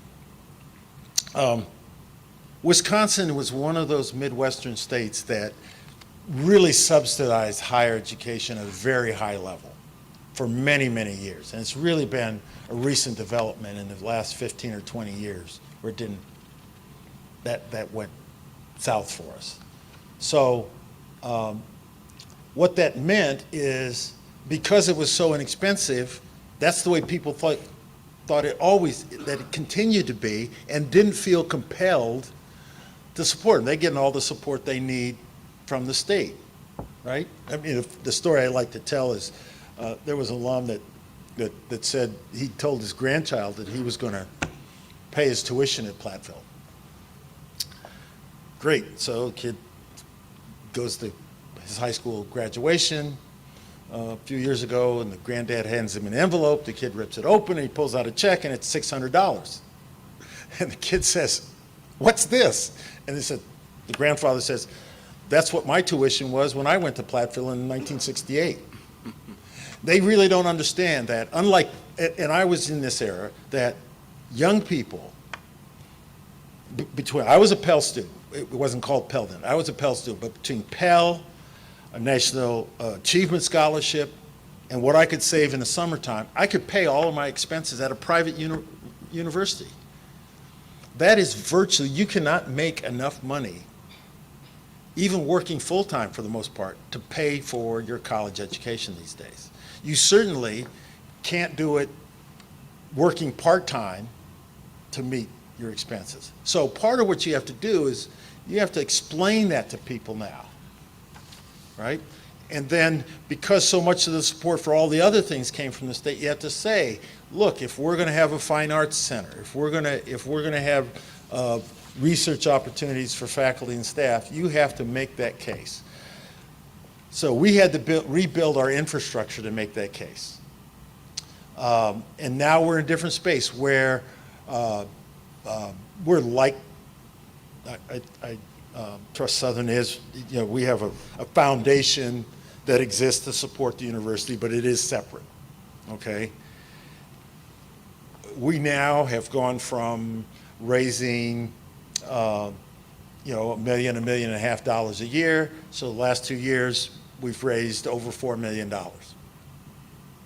Almost $5 million this past year.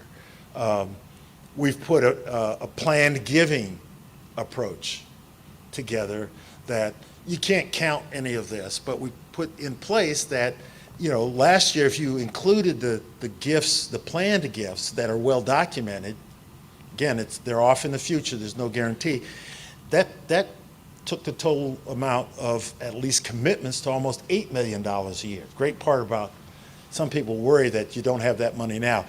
The great part about that is you can't spend it now either, so that it will arrive in the future. The public-private partnership that we developed was with we developed our own real estate foundation. That's how we built 2 residence halls, 1,000 beds. Now that throws off anywhere from $100,000 to $300,000 a year in additional revenue to the foundation. And it's changed the dynamic. When I arrived at Platteville, our endowment was $8 or $9 million. Now, depending on what the market's doing on any given day, it's about $40 million. So you can have this conversation, it's just about you going out and asking for money, but you have to build the infrastructure to do that. When I arrived at Platteville, they had moved some of the expenses of salaries for people that raised money from the university to the foundation. Now, if you know anything about budgeting, it doesn't take very many staff members to eat up a lot of money. In our case, it was over $500,000, approaching $700,000 a year. If you're raising $1 million a year, you're only netting $300,000 to improve your foundation, if that's the approach. So what we did, again, at a time when budgets were tight, is we shifted those employees back to the university so that the foundation didn't have that expense. Now, the way you cultivate donors isn't by the president or chancellor chasing every person around. You have a staff that identifies, does the mining, tees it up, and then you go and you start having the conversations. So we have at least 2 prospects in alignment now for over $1 million gifts that I'm pretty confident that we're going to get. We just have to nail down the details of how it's going to operate. We've done much better recently at the 6-figure gifts from $200,000 to $800,000, and that's having mining and mining the donor base to make that happen and making the connections, and then I come and close the deal. I mean, many times the folks that are going to give you significant dollars, there are 2 things that have to happen. They have to feel like you're a winner, that your operation is a winner, and they have to believe that the leader of the enterprise believes in what's going on. So in almost every instance, if you're going to get a 6-figure gift, the chancellor or president has to be engaged at some point or another. We're now receiving, when it was probably extraordinary for us to get a 6-figure gift, even a low 6-figure gift every year. We're now getting 4 or 5 or 6 of those in any given year, and I have conversations with most of those people at some point in time or another. All right, thank you. One last follow-up question from Scott Herndon. Kind of explain to us your experience in working with governing boards and boards of supervisors. Okay. A couple of things I'd say. The University of Wisconsin system doesn't have individual governing boards for each campus. There's one Board of Regents, and there are 13 campuses. So it's difficult for the Board of Regents to actually be providing oversight for an individual campus. So it's a little different circumstance. I think a similar arrangement, even though it's not a governing board, was our foundation board. We really had to transition the way the board thought about what its role was. So at one point, since they had 7 or 8 employees, there was this tension that they thought they were in charge, even though the leadership of that entity was funded by the university. Because they were involved in the operations by paying those salaries, there was always this tension about who was in charge. I had to move the board, in part by influencing some of how the succession planning went, to the point where they were susceptible to understanding the model that we were using was working to the disadvantage of the foundation and the university. Now, it helped that those people, the president and vice president at that time, were accountants, and so they understood what was going on. So that's one instance. I can't even count on the number of sort of governing boards of a sort that I've been on. Here's the challenge with most governing boards is, what's the balance between providing the appropriate oversight and getting too involved in the operations, okay? Because the executive that you hire to run the operation is the one that ought to be accountable. You lay out outcomes that, as a board, to the executive saying, these are the things that we want to see you achieve. And then the executive is the one that's responsible for going out and executing that. Now, they have a fiduciary responsibility. They have to watch the money, that's important. And an oversight responsibility so that things don't get out of hand. Now, the challenge is understanding that the person they hold accountable is the executive.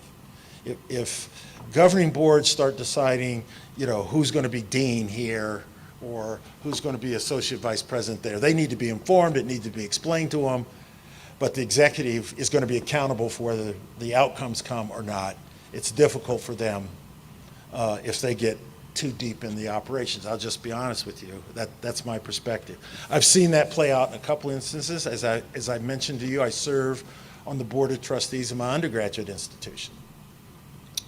And I almost resigned at one time because the board was getting too deeply involved in the day-to-day operations and choices that were made, and it was causing the kind of friction at the board level that wasn't productive for the institution, and I didn't want to be a part of it.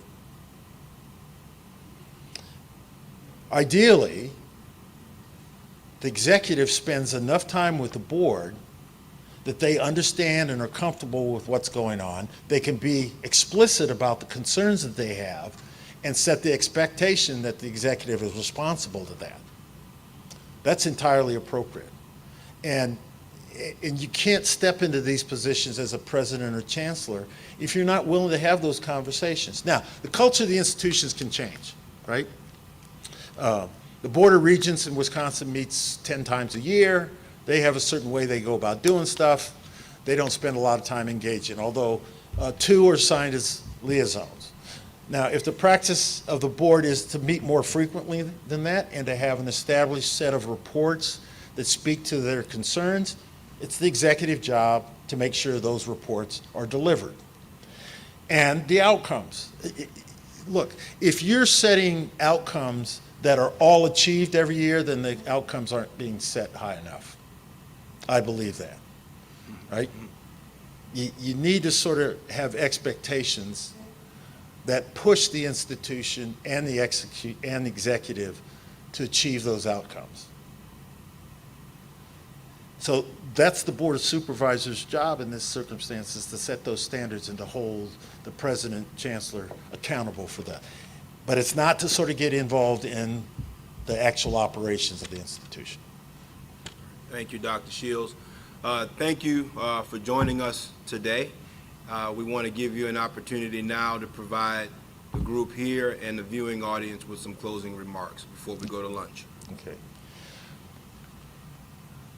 Everyone affiliated with Southern University has good reason to be proud of this entity. You need to know that from me.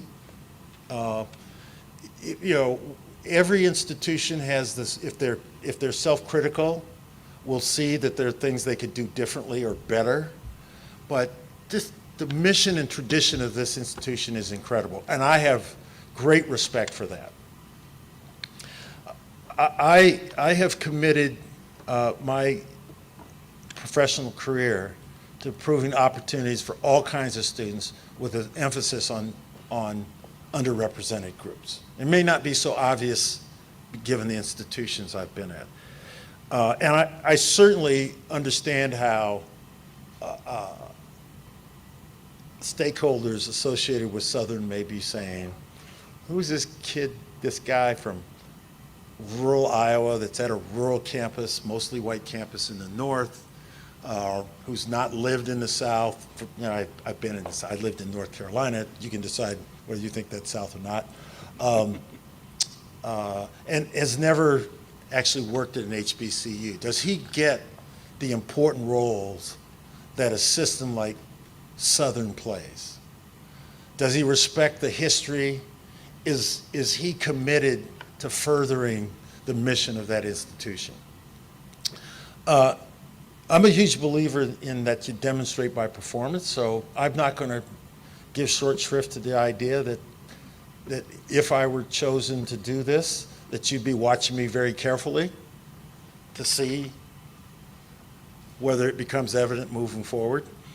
What I can tell you is that at almost every marker in my career, I've demonstrated that. And it goes back to my mentor, who was an African-American JD PhD at Iowa, who hired me into this. And he told me that you're going to be able to have a bigger impact if your portfolio doesn't narrowly put you in this column. Because I thought, after working as a graduate assistant for him, focused on recruiting students of color to the law school, that's, if he's going to hire me full time, that's what I'm going to do. He said, no, you're going to be ultimately introduced to running the whole thing. And you're going to be more effective in serving those students and serving your passion if you're responsible for the whole thing.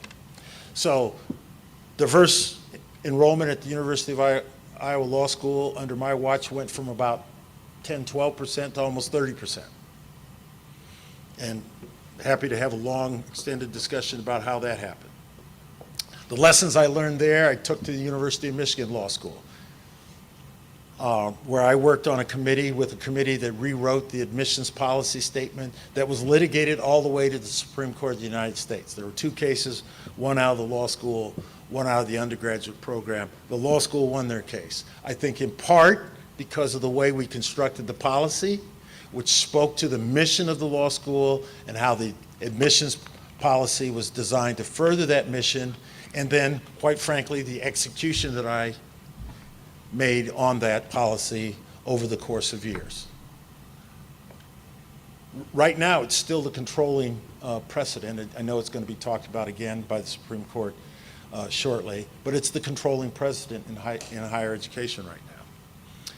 That's a commitment that understands both higher education and the important role of access to higher education is present. Same sort of things at Duke.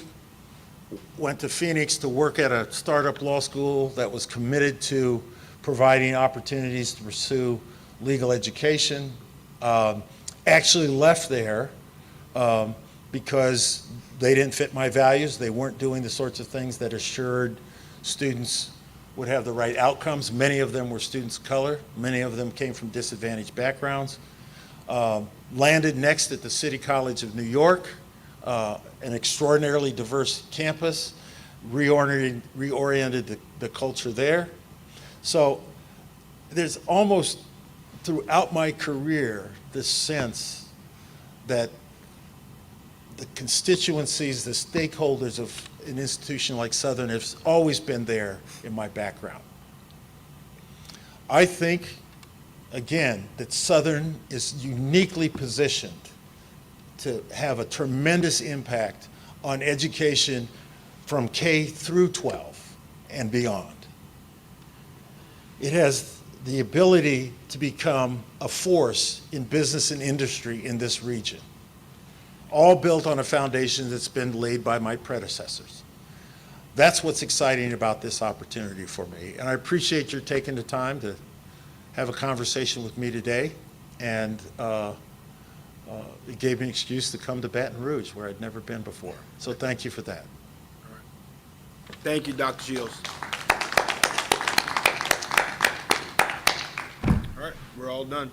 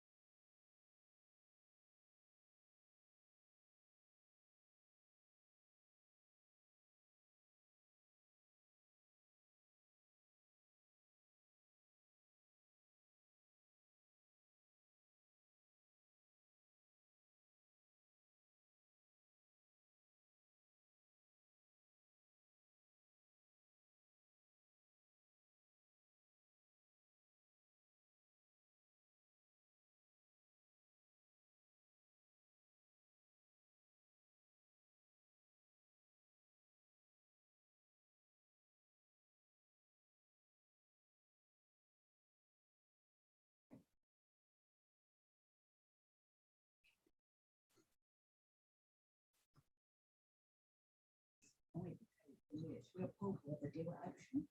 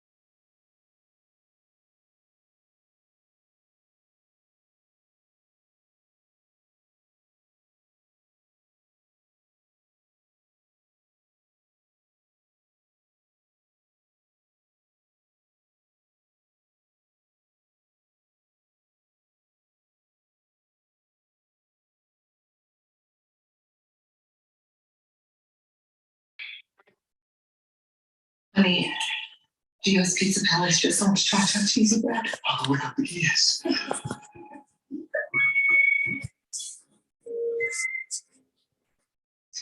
A random sales rep just emailed for the 14th time about an important new offer that has nothing to do with our business. Forget the merger. This is Star.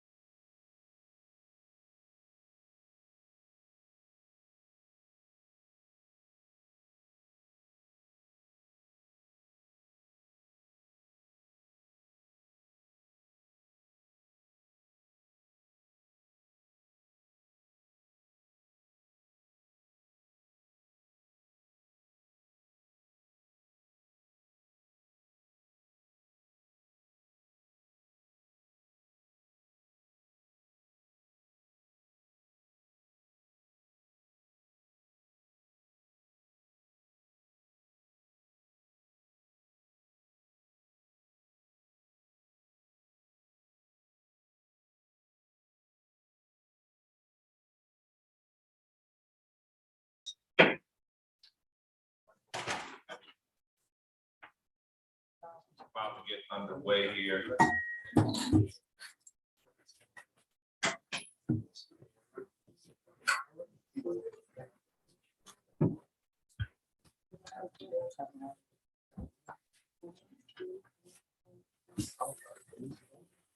Microphones are together? Good deal. We're going to call to order our meeting of the Southern Board of Supervisors, continuation of the interviews. Today we've got Mr. Dennis Shields. Thank you, sir, for visiting our campus and subjecting yourself to this lengthy, arduous process. We really appreciate it. Like I told you a little earlier, if you want to stand or sit, you're more than welcome to do either, whatever you're comfortable with. We're not going to do a lot of perfunctory stuff. We're going to get right into the questions, okay? Great. All right. I'm going to start off with my vice chair, Dr. Whitfield. Dr. Shields, how are you doing? I'm good. Been a good week, good day? All right, good.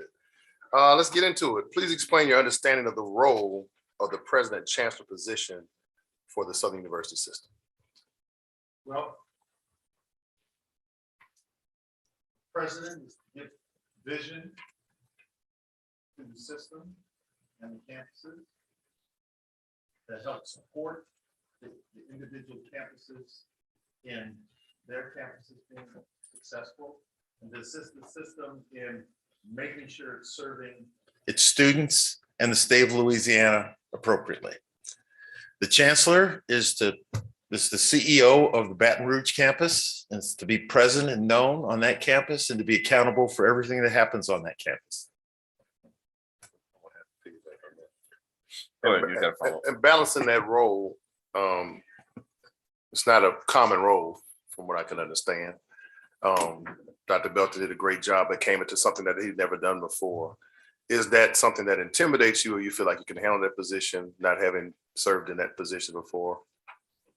Well, as I thought about it, I've been involved in a system of higher education, not just in the University of Wisconsin system, but I spent a year at the City College of New York in the City University system.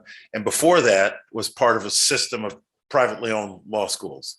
So my life has been in systems. I've never run the system, but I've had the perspective of observing how systems operate, the good parts of them, the more challenging parts.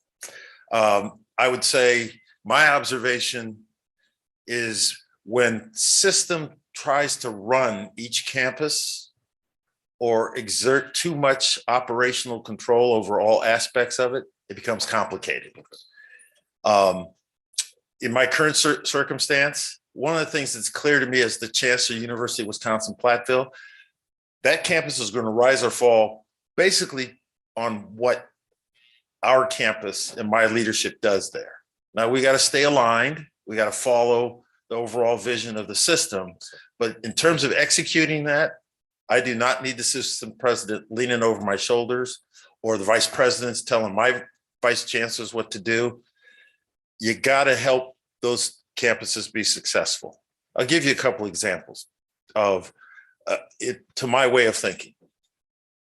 Each campus ought to have a philanthropic mission to raise money for their campus. It's difficult at times to make sure you have the expertise and the wherewithal to execute on that as an individual campus. System may be able to help with that. Another area, institutional research. At this day and age, being aware of data and having good data analytics is important to addressing the challenges that face every campus. It is difficult, I think, in this era to make sure you have, each campus has the kind of data and analytics they need. System may be able to support in that area. That's how I see the system. Now, the president's role is to lead, provide vision, and then look at the ways that system can be helpful to the individual campuses. Okay. Of course, the president cannot, dodge ultimate responsibility for the whole system and what happens.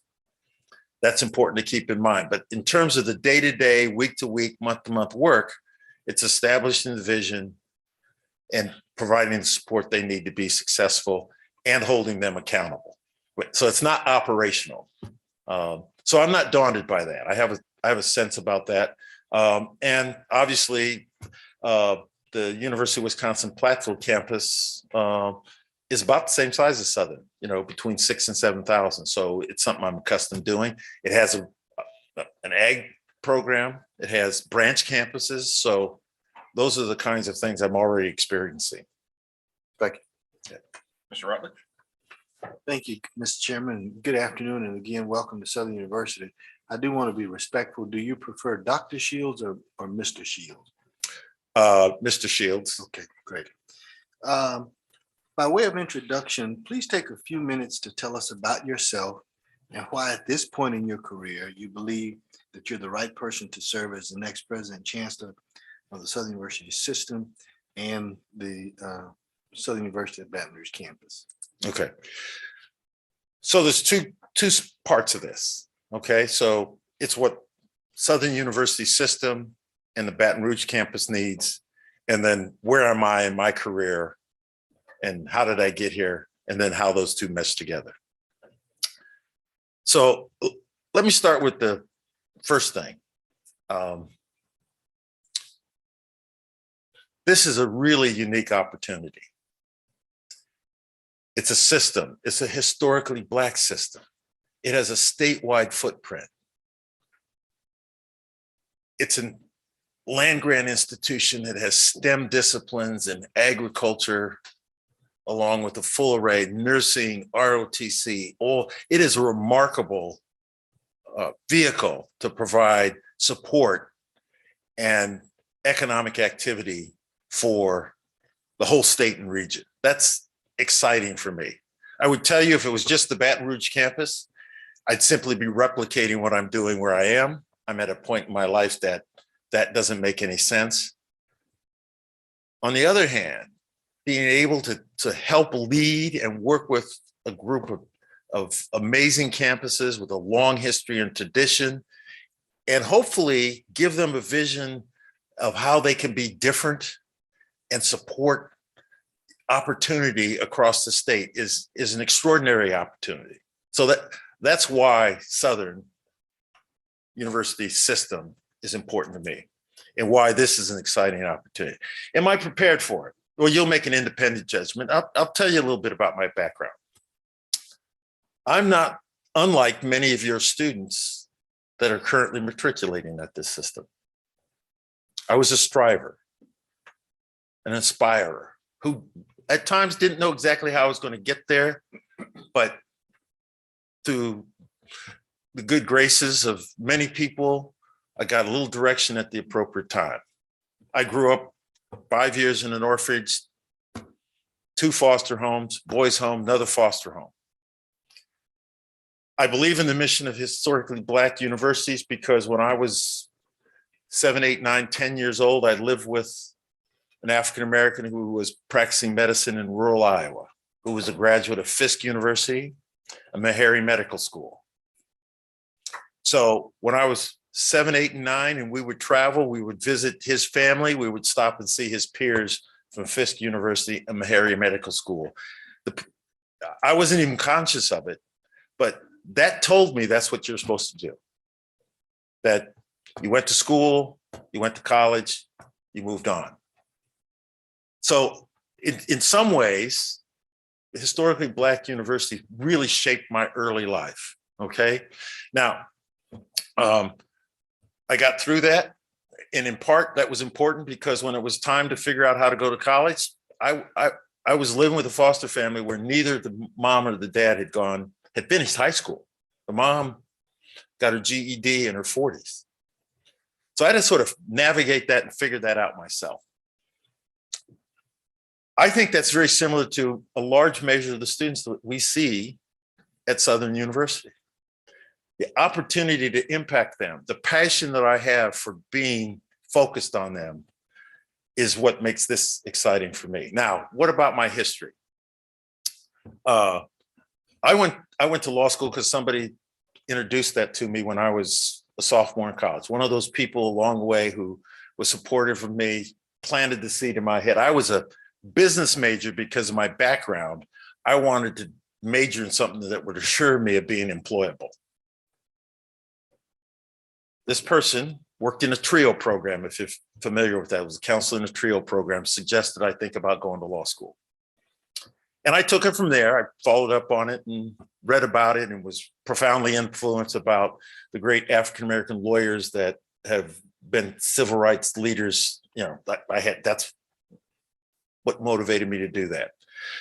And I figured out a way to go to law school. My academic administrative career started as a graduate assistant in the admissions office at the Iowa Law School, where I was assigned for my third year law school to help recruit minority students.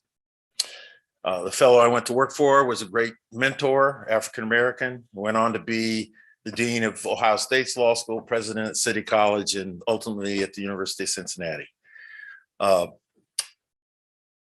When I graduated from law school, they created a full-time position, and he asked me if I wanted to stay and made it plain to me he thought there was a career there, made it plain to me how I could help him by taking on that role, but also made it plain to me that there was a path forward.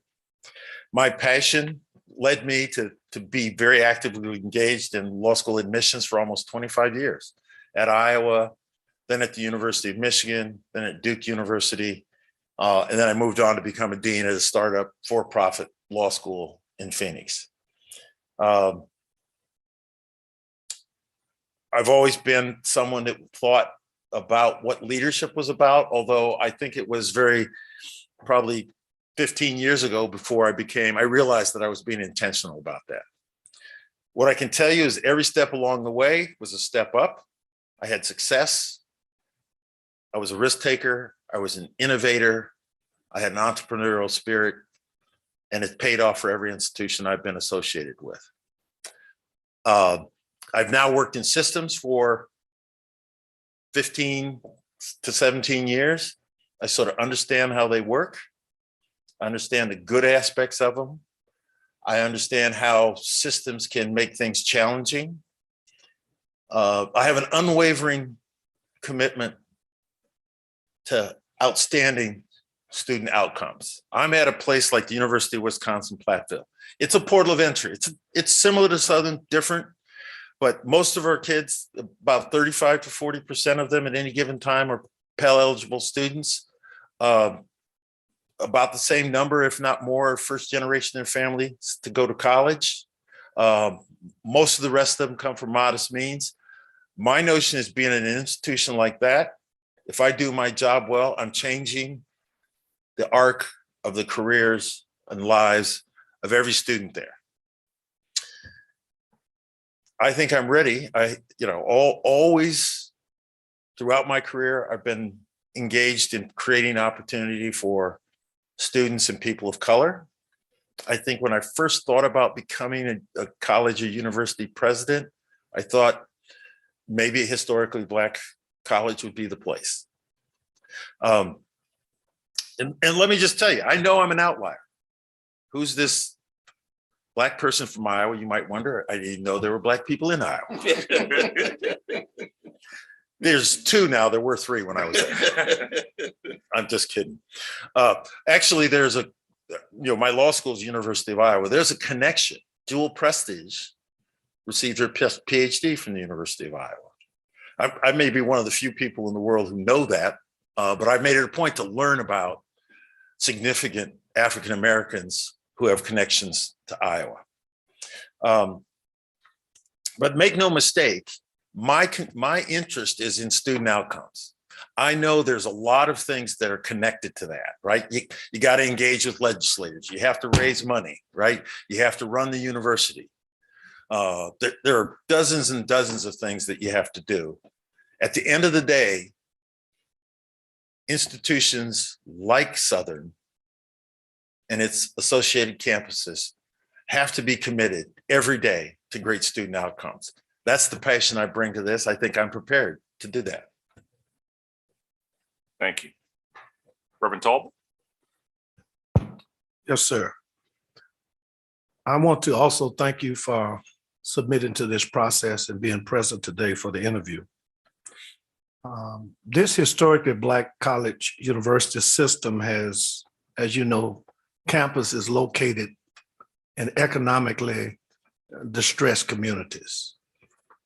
And that's, of course, Baton Rouge, New Orleans, and Shreveport. What do you envision for the role of these universities in the area of economic development in these distressed communities? Very important question. Okay. I cut my teeth in learning about the full aspects of what it takes to provide university leadership in a program run by the American Association of State Colleges and Universities, Millennium Leadership Institute. And a concept that came out of there is that our universities need to be stewards of place. That is, where we're located, we have to help that university strive to thrive. And there's a lot of different ways. So let me talk a little bit about how I would do it, how I think about this. First of all, we don't have boatloads of money.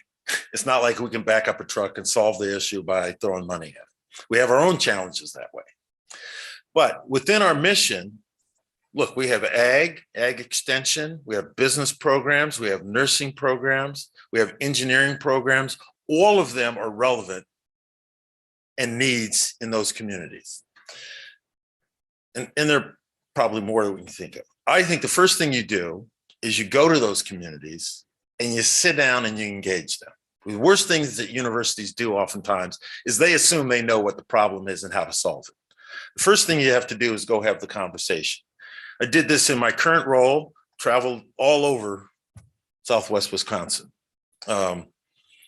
Typically, you go into a city or a town. It's kind of a stretch to call some of these places towns, but typically there's one big employer, and a big employer in some towns may be 100 employees. In other cases, maybe 500. And you have a conversation with them. What do they do? What are their needs? How can we support them? What are they looking for in our graduates? And then typically we'd visit a small business. You know, one time it was a small business made trophies and sold trophies, right? So probably had an annual revenue of probably less than $50,000, but you talk to that person. Then you talk to, you engage with the Chamber of Commerce, you engage elected officials. My guess in Louisiana, you want to talk to the churches. And you get a sense of what they perceive to be the needs of the community. And one of the dangers, you don't want to overpromise and underproduce. You want to do the reverse. You want to underpromise and overachieve. Then you take that list and you come back and you sort of sit down. What are the ways that we can be helpful? That both help the community and also serve our mission. So I'll give you an example. I used it this morning. There was a small town, county seat in Southwest Wisconsin that we visited, and we talked to the officials in the county there. They were having a number of retirements, and they thought it was an opportune time to review their business processes. Now, they didn't have a lot of money, and typically you'd hire a consulting firm to do that. What we suggested to them is that we had a business professor and we had a class. They could use it as a class project under the supervision of that faculty member, come in and do that sort of analysis and give them some advice as to how to change their business processes. So I see doing it that way. Now, the other thing we've done is we've got a matching grant from the federal government's, the IDEA grant, that has enabled us to build a center that helps entrepreneurial development, innovation, and broadband in our region. And so it serves the campus, but it's not located on the campus. It has maker space. It has space for startup businesses so that young or new entrepreneurs have a way to build their business and product before they move out of that. Now that's that happened because our university was susceptible to writing the grant, giving some in-kind support, and then ultimately submitting the grant and receiving the funds to do it. So that's the approach that I would take. I think it's difficult to sort of say you're going to make a huge difference. And I'll just say part of my approach to doing things is if you say, well, we do it if you could give us $10 million, but we can't do it if you do it if you don't give us that. That's not the right approach. The right approach is if you see a need that you think you can fill at some level that will move the needle forward, you do that. If you have success that way, the prospect that others will believe in you and you can move it along and others will invest in it are much better. That would be my approach to that. Thank you. Thank you. Ms. Reeves? You spoke earlier about working with legislature, and I'd love to explore that a little bit more, especially coming from out of state. Tell me about your experience working with the legislature, elected officials, and what would be your strategy to ensure you have a very robust relationship with that stakeholder group? Okay, so I've learned a little more today, but again, the first thing you gotta figure out what the lay of the land is. So there's a lot of learning that would have to take place, but I can talk about my approach. Number one, you have to have relationships before you need something. Okay, so if the first time you see you interact with the legislator, you have your hand out, not going to go well. Okay, you want to keep them informed of things that you know they will be concerned about. Right? They shouldn't read in the newspaper about something you know they care about. You have to let them know ahead of time. You have to show a little entrepreneurial ability of your own. I told a story this morning. When I first got to Platteville, enrollment was exploding. We needed a residence hall. I talked to my people, the state process there. Let's just say it's really challenging. Even for a project they approve, it takes from 5 to 6 years to get, from start to finish to get it built. When I heard that, I said, well, we ought to try some other way of doing that. And I happen to have a chief financial officer who sort of believed the same thing. And so we formed a real estate foundation and figured out a way of public-private partnership. Now, the important thing was to keep the Department of Administration off our back and the legislature, because they could look at it and sort of not like it. So I sat down with our local state senator for lunch, right? And I said, we need to build a residence hall. Boy, I didn't get to say another word for 5 minutes. He was, you haven't even been here a month. You're asking me for money. You're telling the state. I mean, just, I literally had to wait till he took a bite of his sandwich. And then I said to him, we're not going to ask you for any money. And he said, oh, tell me about that. And from that moment forward, almost anything we wanted, he at least heard us out and was willing to support us. So that initiative, and it changed the whole dynamic. Right now, the state's very similar to Louisiana in that we have a Democratic governor and a completely Republican legislature. Both of them kind of like me. Go figure. The other thing is we're finishing a brand new engineering facility. The year that it was approved in the state budget and the governor signed off on it, it's the only new project in the whole system, Wisconsin, the 13 campuses. How did that happen? Now, I like to think I'm educable. So if you hire good people, they explain how you need to get stuff done. And one of the things that's become obvious in Wisconsin that no higher education president or chancellor is going to persuade the legislature to do anything. It's a mistake that's been going on for the last decade. What you need, along with the advocacy, you still have to do the advocacy yourself, is you need to find the third-party advocates that those elected officials pay attention to and influence them.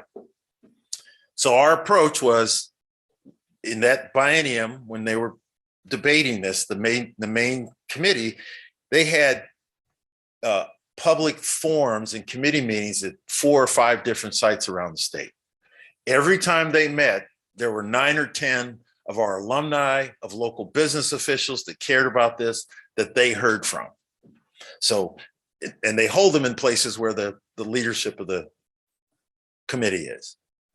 That's what persuaded them. Obviously, I had to do some advocacy and be in place, and I had to support our people who were gathering the alumni, contacting businesses, and that kind of thing. But that's how you move things along. If you think my charm alone is not going to work, and it's not personal, I get it. Politicians react to the people who support them in their campaigns and other ways. You have to have a broad-based strategy that addresses that to be successful. And you got to have a relationship with the governor. And I've had a good relationship with both the former governor, Walker, and the current governor, Evers. Now, I'm not talking to them every week. They're not consulting with me. But when we know something, when we need something, and we need to put a word in there, they listen to us. So that's my approach. Ms. Smith?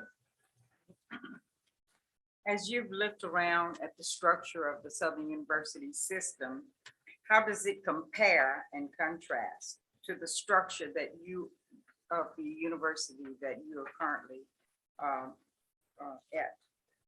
What changes would you suggest? And I have another part to that. What data can you give us that would support the suggested changes that you suggest? Well, I want to be real careful because I know a little bit, right? I don't know a lot. Here's what I did when the search consultant first reached out to me. I went to what's called IPED. I don't know if you're familiar with that or not, because I wanted to see what student outcomes were. And I don't know the structure that needs to be put in place, but I know the outcomes need to get better. So that's the first thing I'm going to look at. Now, that means data and data analytics. That means looking at the services that are available, how they've been delivered, looking at things like, are there bottleneck courses? Are there money issues? Are there mental health issues? That's the first thing I want to wrap my hands around and sort of say, okay, we need to figure out how to fix this. Now, here's what I suspect. I suspect we probably have many of the structures and functions already in place. I mean, I would be surprised that that's not the case. It's just not getting to the students in a way that affects positive those outcomes. And by outcomes, I mean first to second year retention, persistence, and graduation in 4, 5, and 6 years. You know, you're the board of supervisors. I don't know about you, but I think that's a central, critical mission for a historically Black college. That should be the strength for Southern, the system, and the campuses. So that's what I'd like to figure out. So that's the first thing. The other things I think, other than the sort of president chancellor sort of designation, I don't see a lot of variation from the standard form of the way universities are operated. My guess is it's more, the observation I'd make is the execution, right? And outcomes that we need to look at and then adjust the structure from there. So the data, the first data I'm looking at is student outcomes on all the campuses and setting the vision for how we make sure that we're getting the kinds of student outcomes that our students and the state of Louisiana deserves.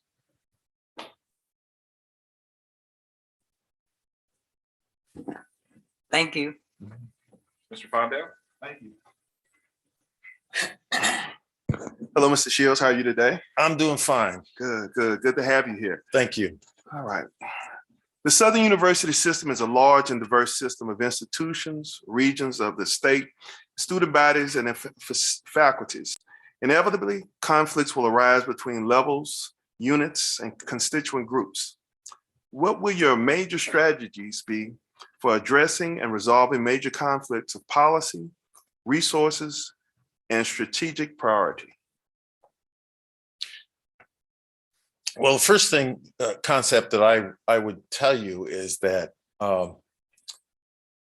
even if people disagree with the ultimate decision that you make, if they feel like they've had input and the conversation's been had, they'll feel better about it. So that's the first thing you need to do. I think conflict is good. Now, when I say conflict, I don't mean standing up, pounding your shoe on the table, and yelling and screaming at people. But if reasonable people can disagree, and it probably it's the lawyer in me that says, hey, let's have the argument. I always like to think, this is, question about my self-awareness, is that no matter what my position is, I can be persuaded by facts, logic, and clear thinking. What you have to do is give people the opportunity, governance groups, et cetera. That's campus-based, right? And system-based. So what you want to do is set up a culture that allows for the conversations and the conflict where necessary. And then ultimately, if the decision lies with me, I would say if it's on an individual campus, that decision needs to be in that chancellor's hands, okay? You have the conversation, you make the decision, and then the institution moves forward. And you got to have that culture, right? And it's not, I don't want to make light of it. That's not necessarily easy to do. And I suspect it's the same here as it was at Platteville. I showed up there in 2010. People still want to argue about stuff that happened in 1999. I said, I wasn't here, don't know those people, don't care. Okay. But leadership requires, I think, the ability to sort of set the culture in the way that allows people to have their say, have the conversation, explain where you come from, and then move forward. I mean, the fact is, if I were to make a decision where everybody disagrees with me, that ought to be reason for me to pause and sort of think through what I'm doing and solicit advice from other directions. But you set up that culture, right? If you have a culture where anybody thinks they should get their way all the time, there's a problem. As the president and chancellor, if I'm not getting pushback sometimes when I'm doing something, then I have the wrong people around me. People need to, I tell my chief of staff, part of your job is to keep me out of trouble. If I'm doing something stupid, say something to me. I may ignore you and still get into trouble, but I need to know. The other thing, the last thing I'd say about that is you have to empower the leaders on your campus.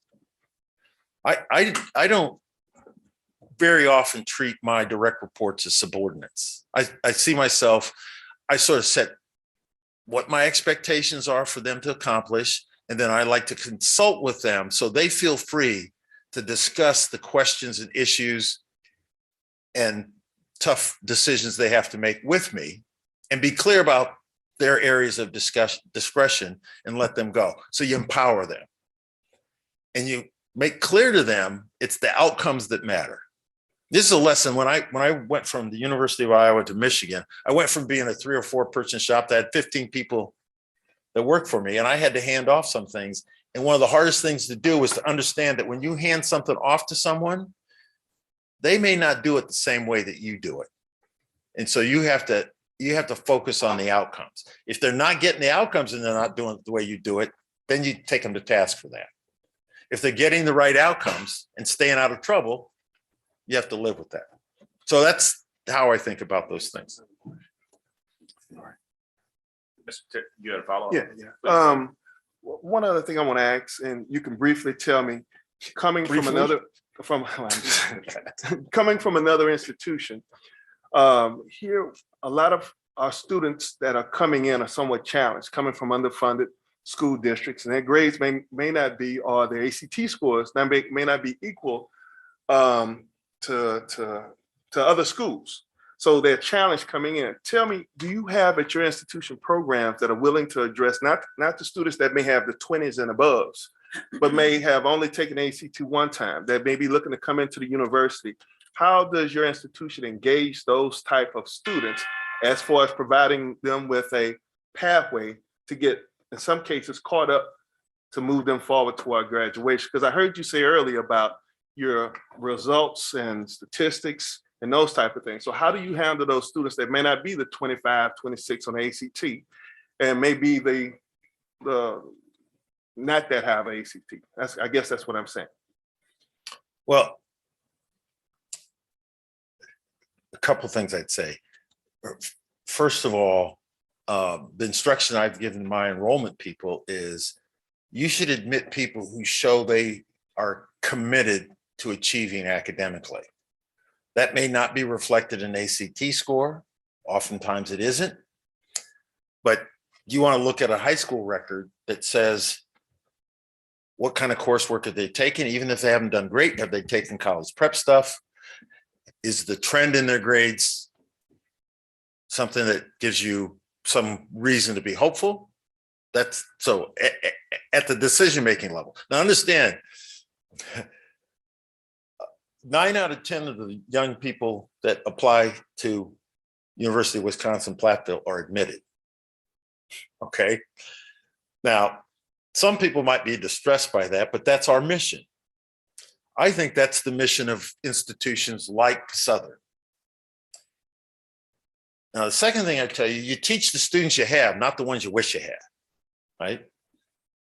So if you admit them and you know they may face challenges, you should be doing things that address those challenges. Some of the things that we've done, we have bridge program. It's not a big program, but for the most at-risk students, we bring them in a month early. They take 2 courses that carry over into the semester, a math course and an English course, entry level, and try to get them some intensive attention with a cohort of people to help them through that. Okay.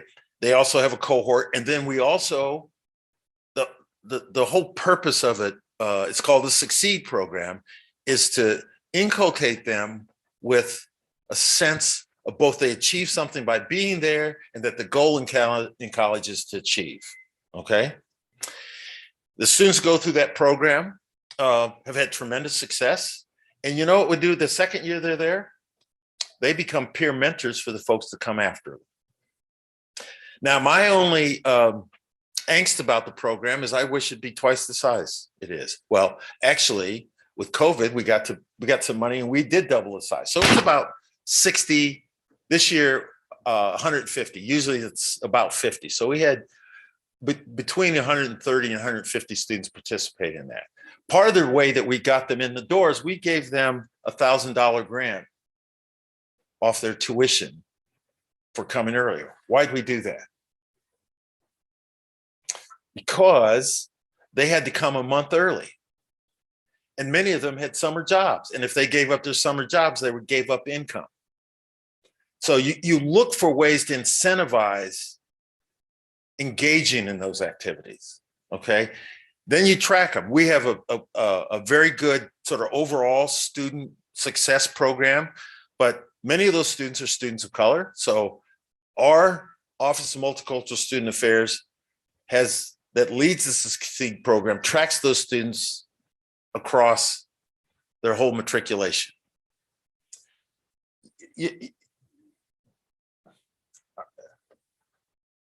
I guess what I would say to you, and the culture of the institution, the commitment that you had to your students is you got to be committed to discovering what are the barriers and then doing something about those barriers. Now, there are all kinds of barriers. You know, I saw a thing that 60% of the students are Pell eligible. What does that mean? That means they don't have any money. So we should not act surprised when they have financial problems. And we should be proactive in trying to address those. And maybe we can't do it right away, but we need to do something to figure out how to lighten their burden or at least identify when they have challenges. Okay. All right. Thank you very much. Mr. Taylor Jarrell. Thank you, Mr. Chairman. As you may know, the COVID pandemic has shown us being able to manage a crisis is extremely important skill that a president and chancellor should possess. Can you please give an example of a crisis that you had to manage at your current or previous institution? And what did you learn from that experience? Other than COVID? We've all Other than been through COVID. that. Okay.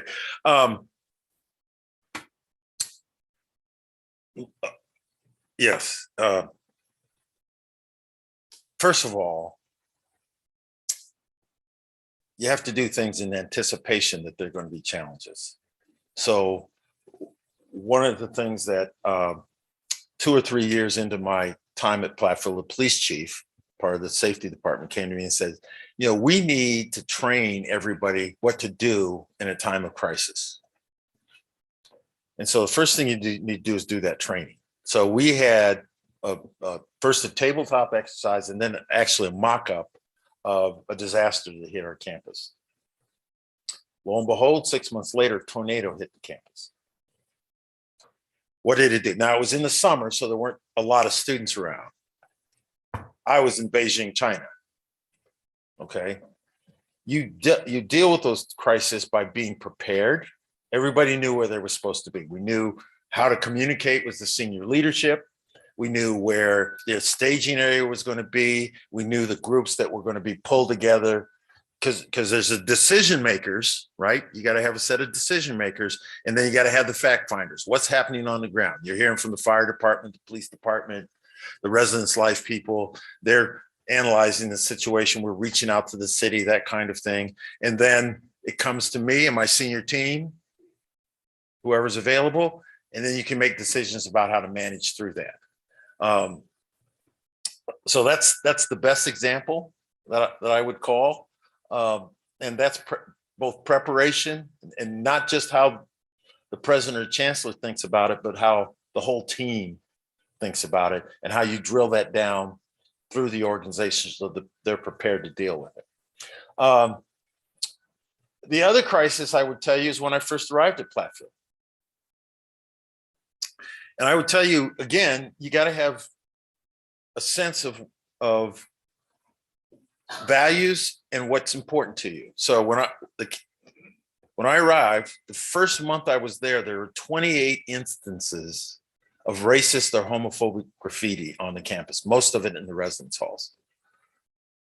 And it was nuts. If you can imagine walking into a situation, you know, the students that felt victimized by it were going nuts. The rest of the campus, their eyes were big. They didn't know what to do. I had state legislature, senator threatening to get me fired.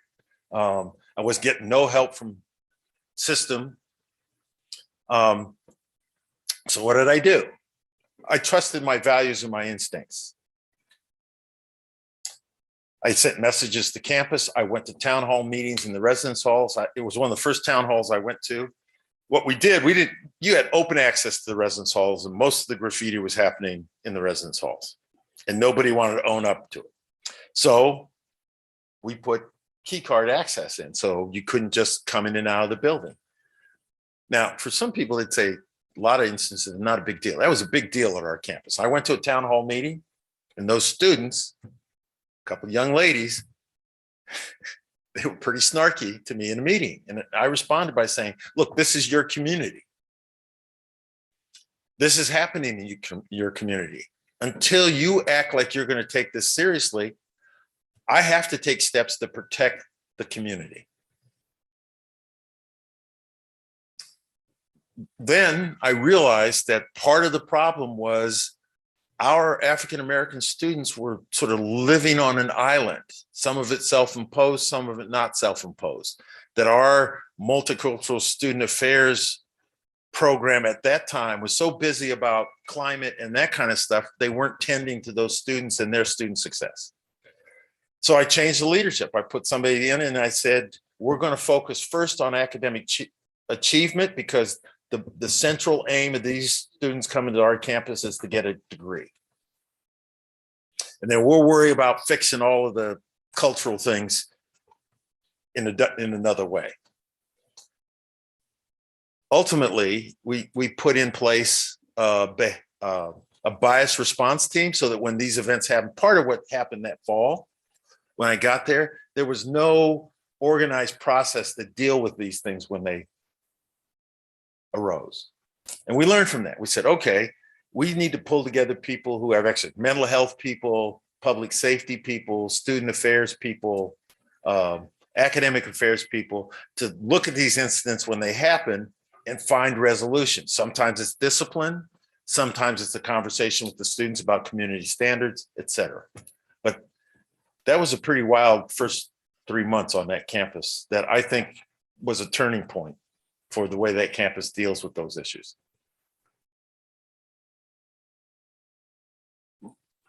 We're going to turn now to our members that are available via Zoom. Mr. Amity?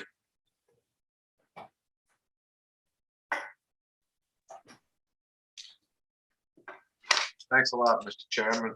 Thanks for coming too. I know I know you're a long way from home and usually we got warm weather, but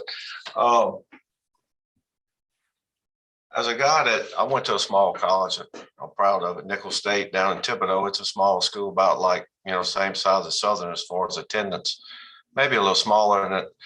And of course I went to Southern Law School. So my question, I guess, is pretty simple and you alluded to it earlier. A little bit. What is your,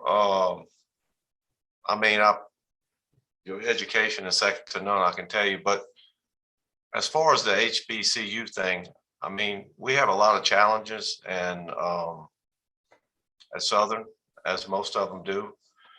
You talked about some of them earlier with the admissions and the student outcomes. What is your, how do you go from, I guess without any experience, how do you really know what we dealing with at Southern? That's my question, I guess.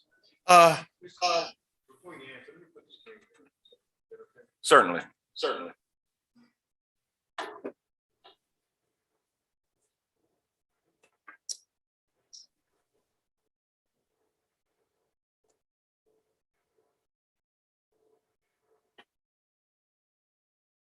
So you got an extra 5 seconds to ponder that one. Well, so this is my perspective. What's happening in Southern is a variation on the same thing that most of higher education is facing now. Okay. It's not the same. It's just like it's not the same here as it is at LSU, or it's not the same here as it is at Florida A&M, but we're all stretched for resources, right? The difference that I see with HBCUs a lot of times is they're a lot more honest about where they're starting from. I've talked with schools that say, "Oh, we're selective." Well, that you're saying you're selective means you're taking 8 out of 10 people who apply instead of 9 out of 10. Okay. So we're all resource strapped. We all ought to be focused on student outcomes.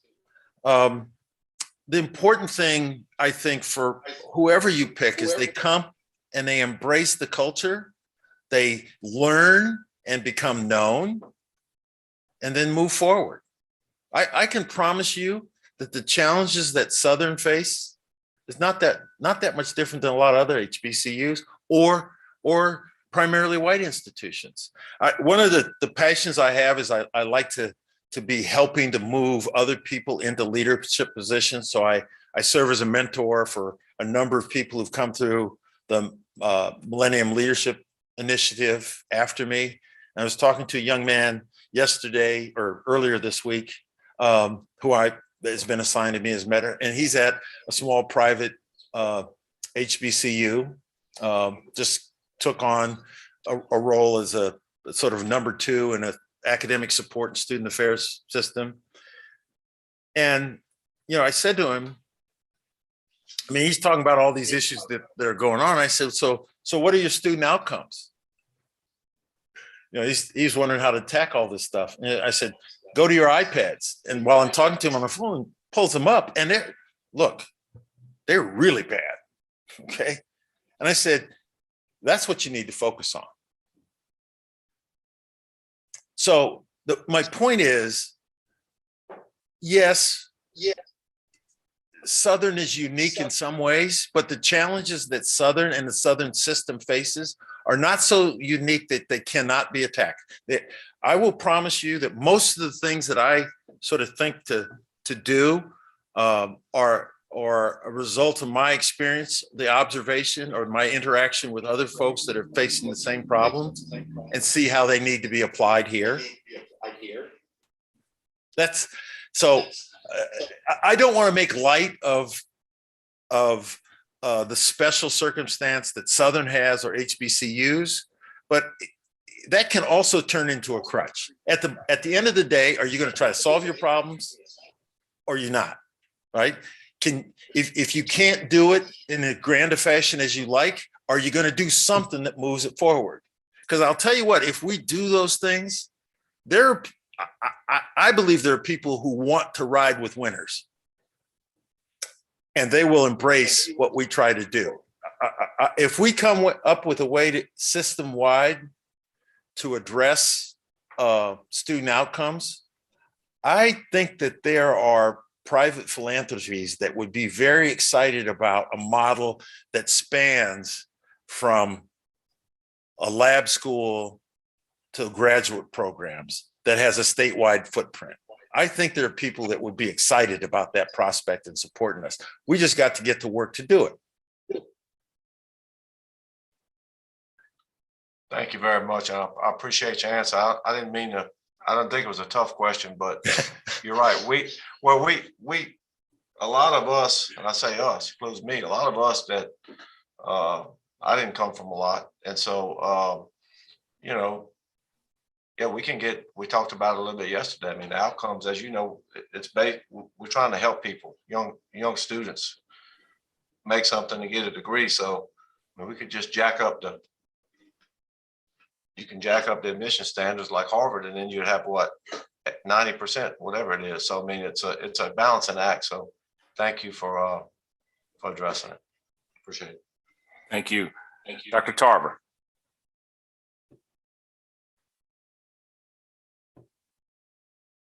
You're still on mute, sir.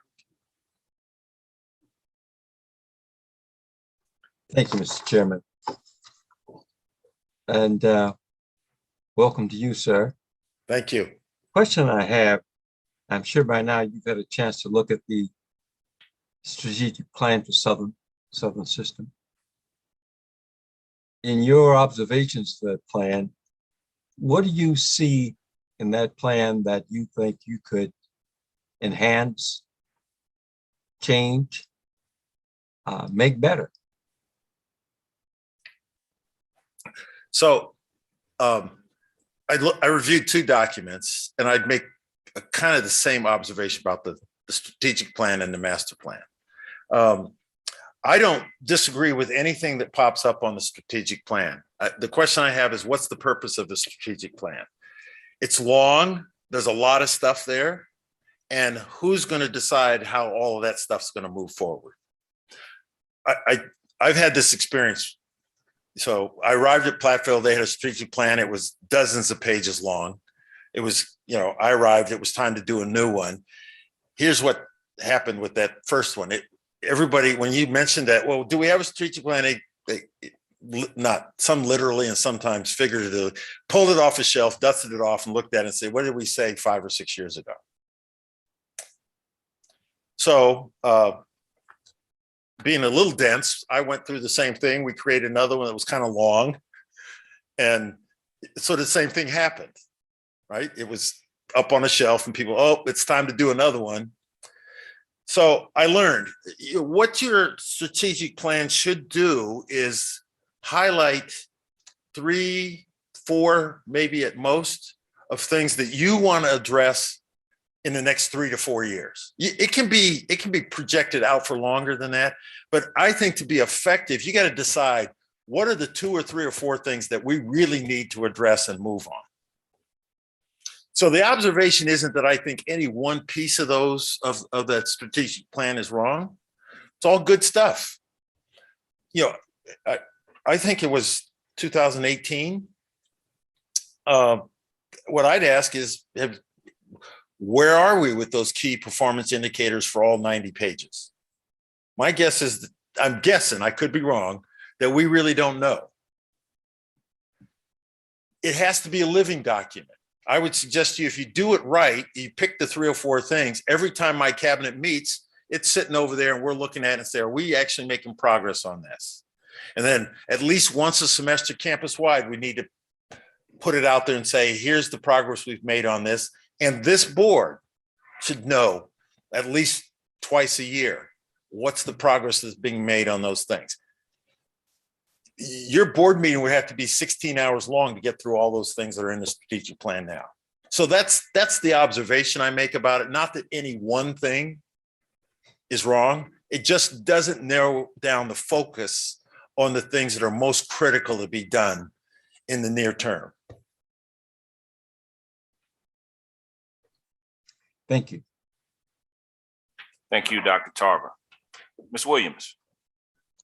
Thank you, Mr. Chair, and welcome to Southern. I have a question as it pertains to fundraising. As an advancement officer myself, we realize that fundraising is always a vital initiative and definitely to the Southern University system. Can you share your examples of your fundraising experiences and what you believe to be the best use of the President Chancellor's time in building a successful system-wide advancement effort?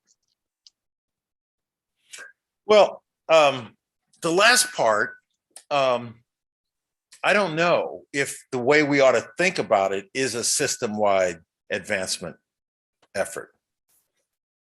Maybe it is. So does that mean if there's a specific thing that Southern University New Orleans needs, that they shouldn't be actively engaged in making the case and developing that, certainly getting support from the system president? But it seems to me there's an audience that's specifically interested in Southern University New Orleans. Now, I could be wrong about that, but that's a question that I have about whether it's system-wide.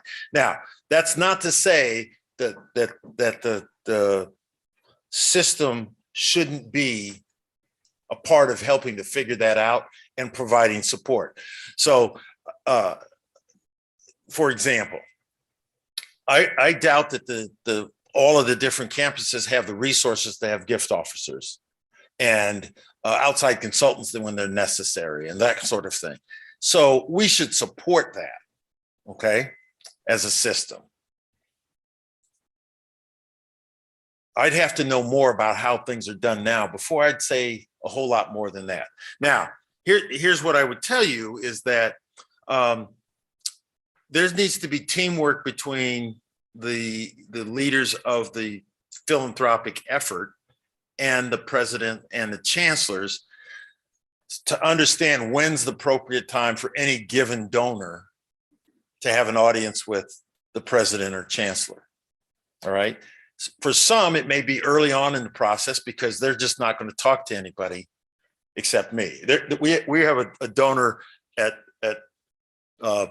Platteville who the assistant vice president for advancement can call until he's blue in the face. He never calls him back. I call his cell phone. He answers every time. So some donors, that's the way it is. And so if we're going to make an ask of him or start warming him up, I'm going to have to be the one that does that.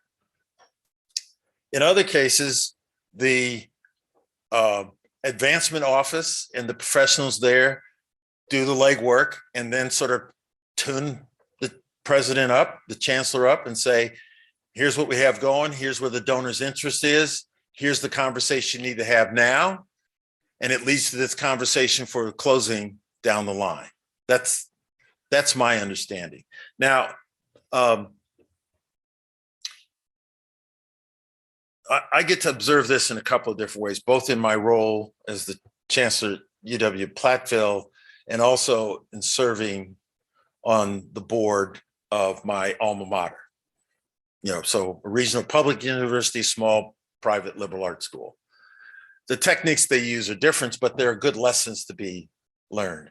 One of the things I think that the role of the president is to make sure that we're doing the kinds of things that actually help in fundraising in the long term. For example, my undergraduate institution, they've made a decision. They need cash every year. And so anything that's given annually is used to help with their budget. But they've made a real concerted effort for planned giving, and that's what they identify as building endowment. And that's a conscious choice that was made by the president and the board of trustees. Okay. At Platteville, we're in a little different circumstance because while we want the support from the endowment and the giving, it's not something that is critical to balancing our budget every year. It's critical for the enhancements that we want to have for our faculty and students. So we've shifted to sort of, we want minimum gifts of $25,000 because you can endow those and that throws off enough for a scholarship or something else. Okay. But we really had to talk with our foundation to get them to understand to make the investment in the planned giving as a long-term investment for our support from the foundation and philanthropic giving. That was a little bit of a stretch, but in the 2 years we've done that, we now, it's not cash, okay, so it's something in the future, but they're much more tightly written, so we know, anybody can change their plans at all. We know the stewardship that needs to go in place, and we know the documents that we want in place. And so in the last 2 years, we've gotten, estate gifts, not cash estate gifts, but commitments of estate gifts that are about $8 million. That's a record for us. So thinking about those things, and I pushed our foundation about that. It was going to cost, they were going to have to make a $20,000 investment in this outside consultant that would do the marketing for this. And they were really not feeling that in some way, shape, or form. And I had to help convince them to do that. I think that's bigger vision. That's part of what the president needs to be doing to help, as well as being the one that steps in to try to close the deals. I would just say my experience, what I've learned at the University of Wisconsin-Platteville had two major challenges. Number one, there was fundamentally not a culture of philanthropy just because of the way that the institution had been funded historically. And alumni didn't really realize that it was a different day and age now.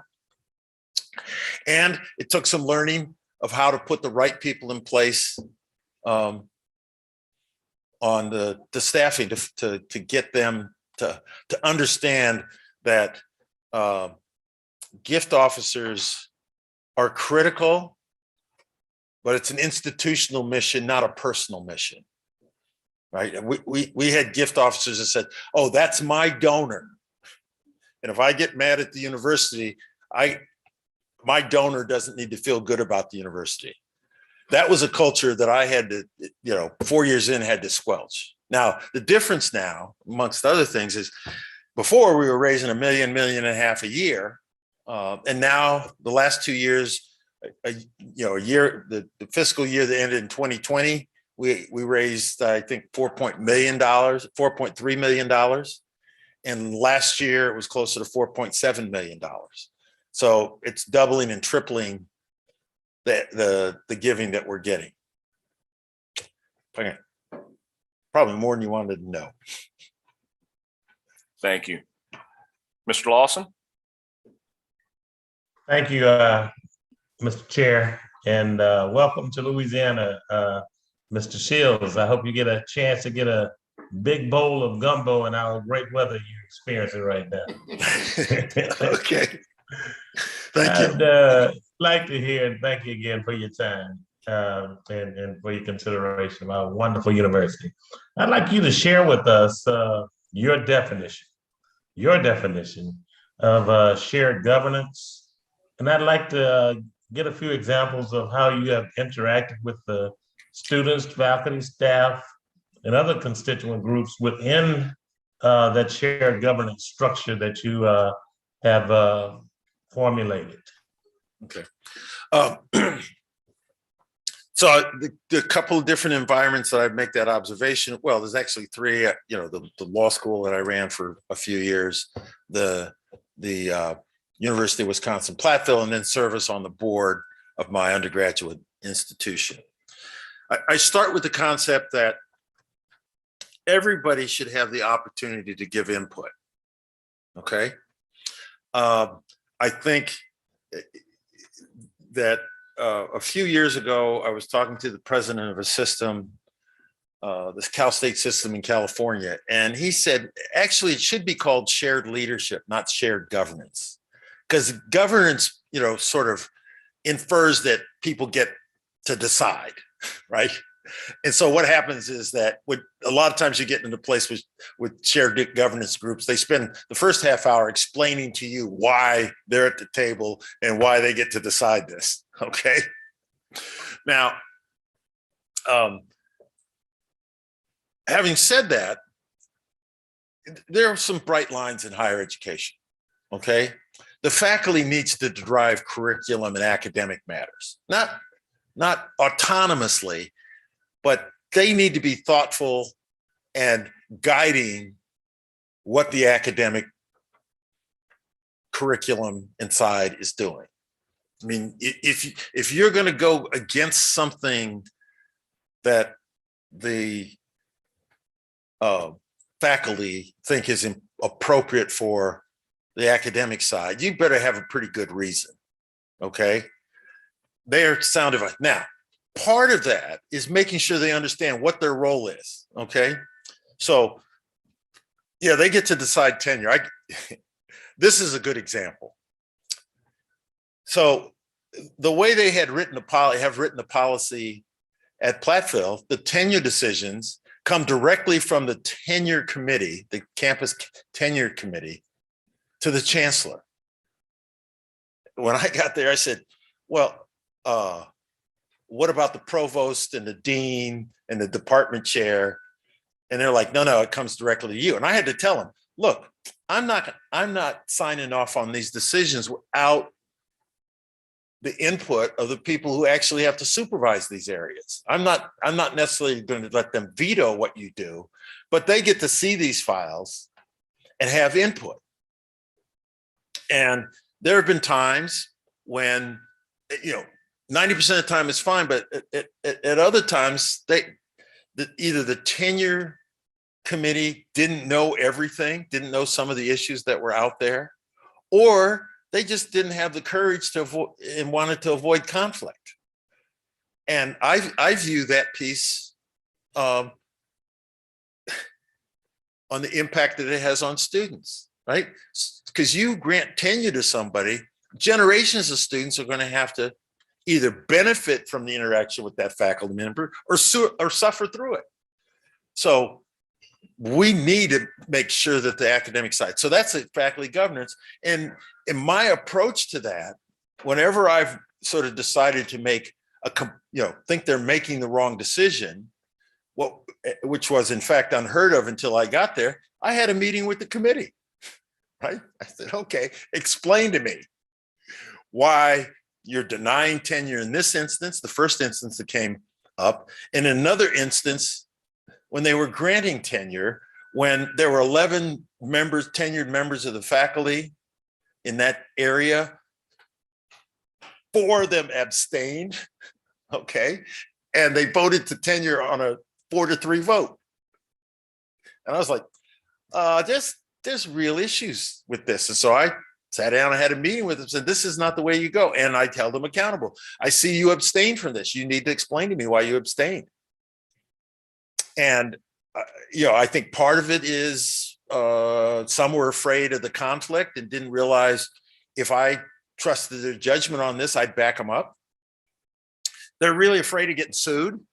When, I have to keep explaining to them, as long as you haven't done something illegal, you do have some immunity, and the university is obliged to represent you and indemnify you. That doesn't leave all of it. So that's a little down the rabbit hole there. Now, the other piece of governance is that every stakeholder that you're making a decision that impacts their lives ought to have the opportunity to provide some input. So if you're doing something that's going to impact students, they should have the opportunity for input through their governance process. That doesn't mean they necessarily get their way, but they do get a voice. And so I see that as how shared governance, my preference would be shared leadership. And if you do that right, then those shared governance groups will make tremendous contributions to the decision making that impacts their area. Thank you. Thank you, Mr. Lawson. Mr. Gillum. Turn your mic on, Mr. Gillum. Unmute. Okay. There you I go. think you can hear me now. Yes. Thank you very much, Mr. Chairman. And of course, Dr. Shields, it's a pleasure to get to meet you, sir, again, albeit virtually. And I trust and I hope that my friends there in Baton Rouge are treating you royally, sir. Pleasure to have you with us. They've been very kind to me. Indeed. Thank you much. I'm glad they have. You indicate, of course, that Platteville has some similarities with Southern University. And in fact, it does. And I'm looking at, I pulled up and looked at your iPad figures. You indicated in the packet you sent in that that you have excellent student outcomes. And we've spoken here generally about overall outcomes.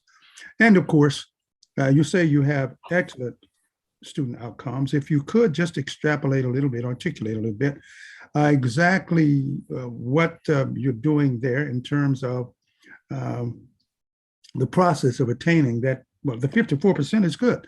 That's what iPad says, I believe you look like. And tell me if you're comfortable with that. You feel like you could improve upon that, or you're excelling, or whatever the place may be.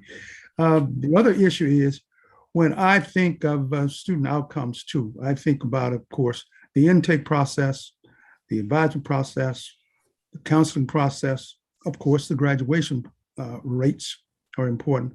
But I'm also tacking on to that. The greatest outcome for me, the ultimate outcome for me is, of course, career placement and finding a good job that increases one's worthiness in life. So that's the first part of my question. The other one was, you said in your packet that indeed you had closed the achievement gap between your minority students and your other students. We were closing it. You're in the process of closing it. Yeah.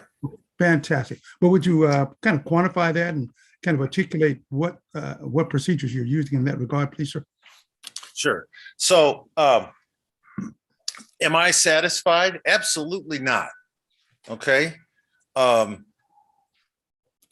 I wouldn't be being true to my values if I thought I was satisfied. I think, for example, a few years ago, our four-year graduation rate was about 20%. I think that's approaching 30% now. I think ideally the four-year graduation rate ought to be closer to 35 or 40%, and we're going to keep after that and trying to achieve that. I think the four-year graduation rate, I mean, the six-year graduation rate at 55 or so is okay, but we ought to be trying to push that to 65%. So no, I'm not embarrassed by the numbers, but no, I'm not happy with where they are. I think we ought to keep pushing to do better. I think some of the things that we're doing, and we continue, I mean, this is a process of continuous improvement. So a few years ago, we engaged with EAB, which is a consulting group out of DC that's very expensive, and purchased a tool called Navigate that helps us keep track of students. It helps our academic advisors. We professionalized. One of the things we did is, historically, the academic advising had been done primarily by faculty. Okay, we professionalized that, so we have professional academic advisors now. Our view is faculty are very good about discipline-specific advice, but not necessarily aware of everything that can be brought to bear on a student's matriculation, and don't have the time to chase around students the way you sometimes need to chase them around. So I think that's had a positive impact, and the tools have had a positive impact on our achievement, and I watch it very closely.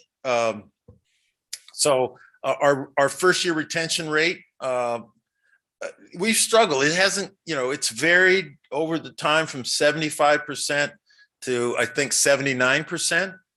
And I'd like to get it up over 80%.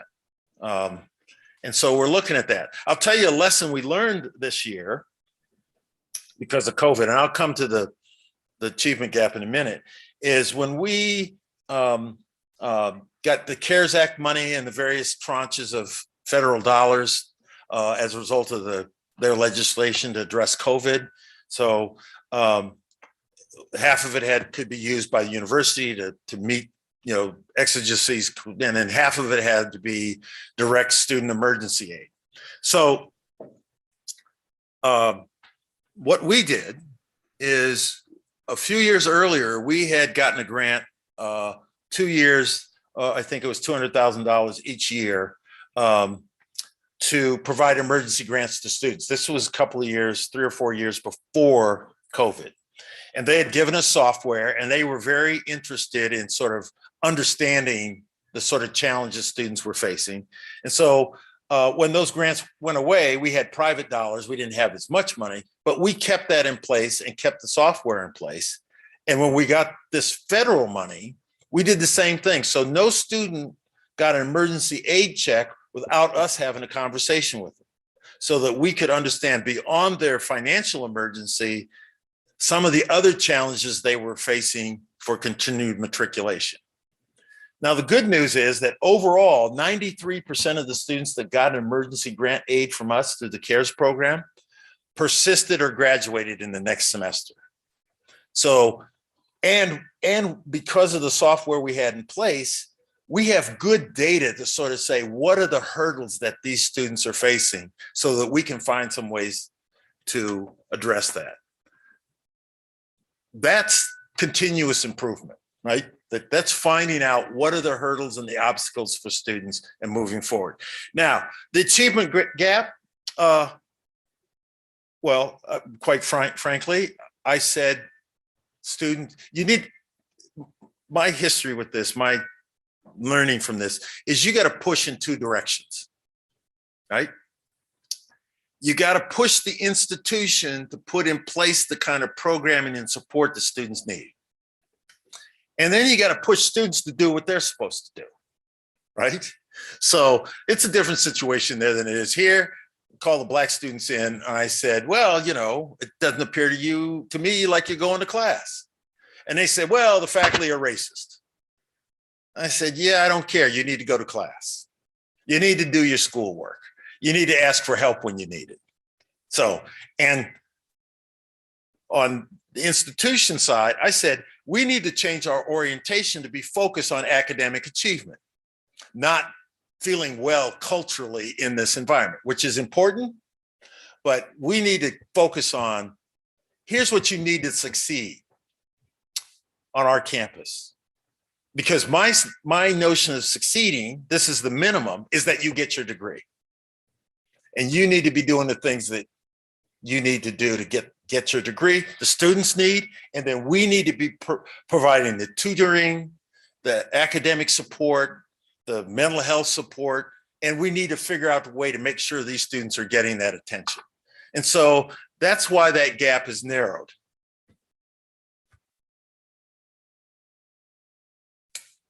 Thank you. Dr. Whitfield? Mr. Shields, that first 100 days here, you get the job, everything's good, suit's clean, you're excited, the gumbo's cooled off. How does it look? How does that first 100 days look as President Chancellor of our system? What types of programs, projects would be implemented and initiatives? Well, you have to, early on, you have to know and become known, okay? So look, in my view, it would be the height of arrogance for me to think that I know as much as I need to know, even after 6 months here, to be an effective leader. I have to be open to the idea that I'm going to be continuously learning about this institution. And it's kind of exciting just on a historical level, right? You go around here and learn about, who founded this place and the red baton there, and who are all these people with names on the building? I mean, even at that sort of, some might say superficial level, that's a lot of learning. But you also have to learn the people, you have to absorb the culture. So that's a continuous process when you first get here. You have to become known by the stakeholders, the alumni groups, the legislators, the governors, right? On campus, you got to know the faculty, the deans. I mean, that's all part of that first 100 days that you try to do, and probably will take longer than that given the size and the geographic region that's it. The good news is I've been through this drill a few times, so I sort of know what it's like. Now, on the other side, I'm going to come here and start worrying about those outcomes immediately. I just, quite frankly, if I'm the president and chancellor here, I'm not going to have it. If I can't make progress on that, I'm going to be the one that's most upset about that. Those outcomes have to be better. Have to be better. And that's not finding fault with anything that's happened thus far and the level of effort, but there's a lot of information out there. There are a lot of tools out there. There are a lot of ways we can come and sort of say, let's start being serious. The other thing I want to say to you, one of the things that I heard from students today is they're not really happy about the way they're being served administratively here. So I need to figure out what's happening. They don't like waiting in line for 2 hours at financial aid. Now, I don't know if that's true or not, but if the students need to feel like they're being well served and that their time is being respected. So that's something I'm going to look at immediately. So those two things, one, the student outcomes is especially critical, very special and passionate on me. The other, how students are served, that's kind of low-hanging fruit to understand it and then light a fire under figuring out how to get that done. So that's probably the first 100 days right there, right? Getting out, meeting as many people as you can, engaging students, stakeholders, that's it. That will fill the first 100 days. The only other piece is, like, we're going to have to get together and decide on what are the outcomes you guys want. You're my boss, right? So that's a piece of it. So when I say stakeholders, you're a stakeholder and boss. So we need to figure that out too in the first 100 days. Thank you. Mr. Rupp. Thank you again, Mr. Chairman.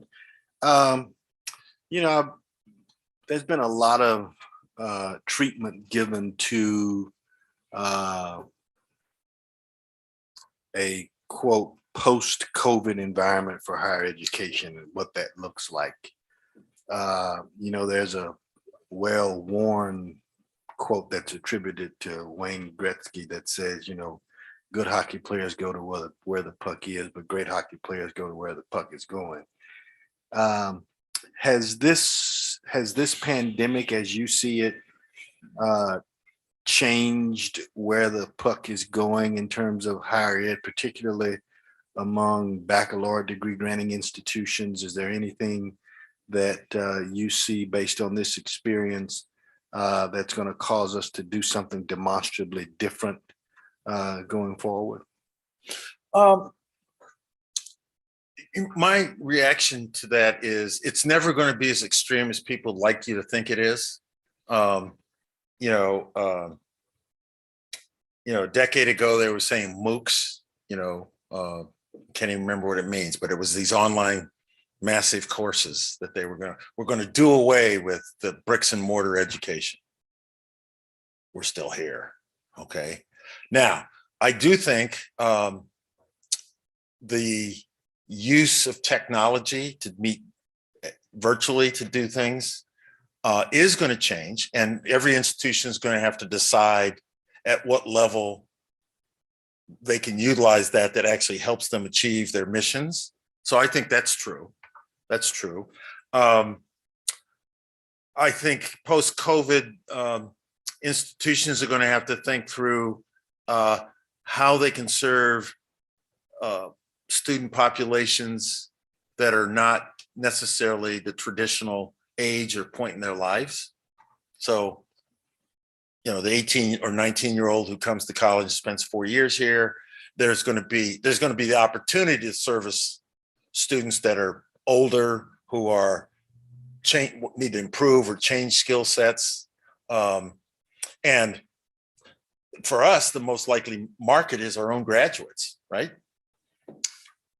So yes, it is going to change. There's going to be some opportunities for that, but I'm not one of those folks that thinks, you know, the average 18-year-old teenager wants to go and spend, you know, 5 or 6 hours a day taking an online course and do that for 2.5 years to get a degree.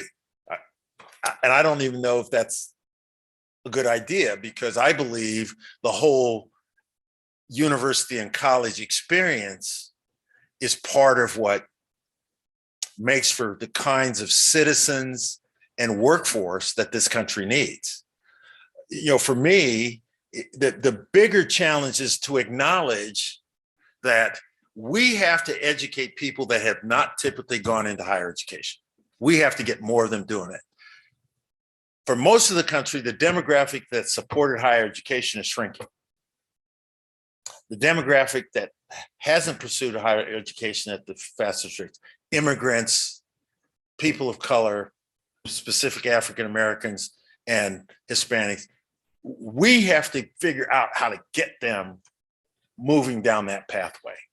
Or we're not going to have enough lawyers, accountants, engineers, nurses, et cetera, if we don't do a better job of that. I think is the thing that's become most obvious. Now, that may require us to be more creative about how we bring them in and how we train them. Maybe they spend 2 years on campus and then they get a job and finish their baccalaureate work online or on weekends. It may be that we have to show that sort of flexibility. It may be that that kind of flexibility will help us improve our 4-year and 6-year graduation rates. So, you know, a student comes, they're challenged, they start with 15 credit hours in the fall, they drop a course because it's not going well or they have some sort of issue that puts them 3 hours behind. Same thing happens the next semester. We may be able to help them pick up those 6 hours by doing online courses in the summer that we discount or we do for free because we want them to make progress. I think those sorts of opportunities become much more readily available as a result of what we learned through this pandemic. Mr. Chairman, I have a brief follow-up. Thank you.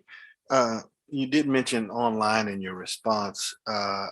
Can you tell me a little bit about your online infrastructure at Platteville specifically? I'd be interested to know what it was like when you got there and what have you done to improve it? I'm supposed to tell the truth? that would be preferred. So if you look at the online universe, who are the people that are really succeeding at that? New Hampshire, Arizona State. Right. Purdue. And they're spending millions and millions of dollars on marketing. Okay. So it's a different model. I mean, we couldn't even get the Wisconsin State Legislature to make a $25 million investment to try to start and do the same thing in Wisconsin. I don't know that that was necessarily the wrong decision on their part. What we've tried to do is build on strengths that we have, niches that we have. So we have a very good supply chain program, and we have a graduate program in supply chain. We have a very good online program in project management. So we try to find niches that our brand helps us. We started a sports administration online program that actually has a lot of those folks, a fair number coming to campus because they have opportunities to work within our athletic department while they're getting their degree. So I think it's better in that way. We're still struggling with the revenue sharing and how involved our academic programs are involved in that. It's been a moving target. So I wouldn't I think we're a little shrewder about what we're doing, whether or not I describe it as we're better now than when I got there, because the landscape has changed. Reverend Tolbert? Yes, I was looking, and maybe I'm mistaken, but it appears you've been in higher ed leadership for a couple of decades. So with that being said, what do you think you would need to do to improve your current leadership style in order to fit into this president chancellor model at Southern University?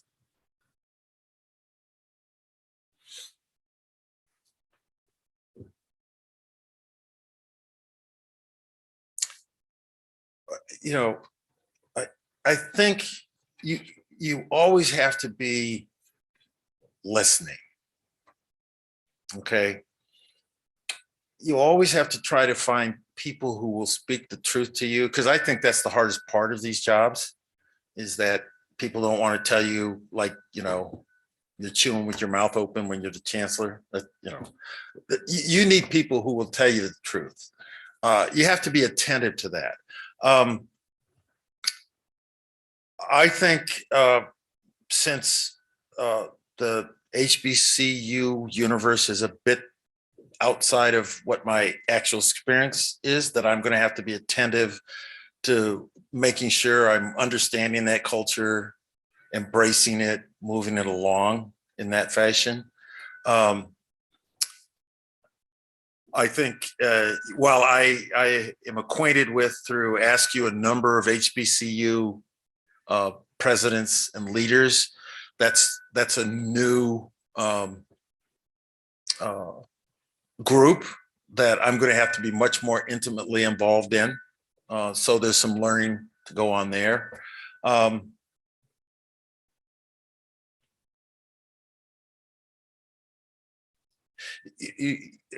I guess it starts with, when you ask a question like that, you know, I think I have a certain amount of ego, but there's a certain amount of humility that good leaders have to have, that they don't know everything. I could walk out of here tomorrow and hear something from someone and say, you know, that's not something I thought about. That's something I need to work on. And I hope I'm that kind of person, that I don't think I have it all figured out. I don't think I have Southern University or the system figured out just by what I've read and looked at and learned. I think there's a lot to do that way. I think I'm intellectually curious that way, and I hope that helps me be successful. But the check on the humility and self-awareness is a really important aspect to always be continuously working on as you move forward. I think looking at philanthropy and looking at the great grantors that are out there and figuring out how to get engaged with them, because I think this is a system that's ripe to be supported by Gates and Kellogg and Lumina, but I'm going to have to learn how to navigate into their space. So that's a piece that I've already thought about. Is that? That comes close. Okay. I guess as a follow-up, it appears you're admitting that coming to a new institution is, of course, a challenge. Mm-hmm. And you've done that before. So you have some experience in coming in, getting acquainted with stakeholders and all. But the next challenge is a new culture, and the culture being that of the HBCU, leading one or being in a leadership role in one that you have not done before. And I guess you were addressing that some. I'd like you to elaborate a little bit more on that transition from where you are now, or where you have been in education, higher education leadership, to HBCU. Well, so for example, my current experience doesn't have me interacting with Black churches. I would suggest that that's something I'm going to have to do. I mean, they're, for a whole variety of reasons, both. And you do know they're a different culture too. Yeah. Oh, okay. Absolutely. I've spoke to my background as I've grown up.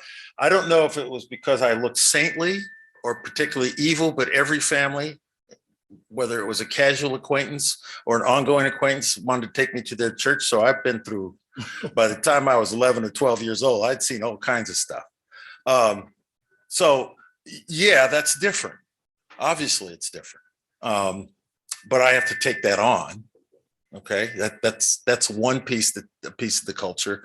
I think just the passion that the alumni have for their experience with this campus is going to be a degree hotter than many of the places I've been, and that's different. And figuring out what those hot buttons are for them is going to be an important thing for me to sort of figure out. This board is probably going to behave differently than most boards I have, and we're going to have to get through that. So that's going to be a challenge, because I tend to speak my mind. I tend to want to know where other people are, and I tend to want to resolve those things and move forward.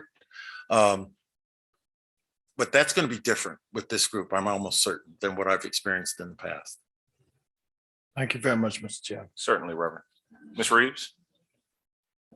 Thank you. I'd love for you to talk a little bit about working with the board. What expectations do you have of this board and that relationship? Any way you can elaborate on that? Well, I appreciate candor, even if I don't like what I'm hearing, or even if I disagree with it. So I would like to embrace the notion that people say exactly what they think, and that they'll get that back from me. I would like to think that, okay, we have it. We decide how we're going to go. We close ranks when we go out the door, and everybody's moving the same direction. That's the ideal situation, right? If we leave the room and everybody is unhappy and they're going to still pursue it their own way, that's a recipe for conflict. How you avoid that is being transparent, both the board telling me what their expectations are and what they want from me, and me saying back to them transparently where I am and what I'd like to see done. My experience with most boards is that the real struggle is to keep them out of the operations, right? And for any executive, that's a challenge, right? That you're managing thousands of employees, you're making decisions on how to move things around. If the board is second guessing every personnel decision or every policy decision you have to do, that's a problem. Now, it certainly falls on my shoulders to keep the board informed, right? There should be no surprises, right? If I'm thinking, for example, a senior level administrator is not meeting my expectations, the board should not hear about my decision about that in the newspaper or after it's done.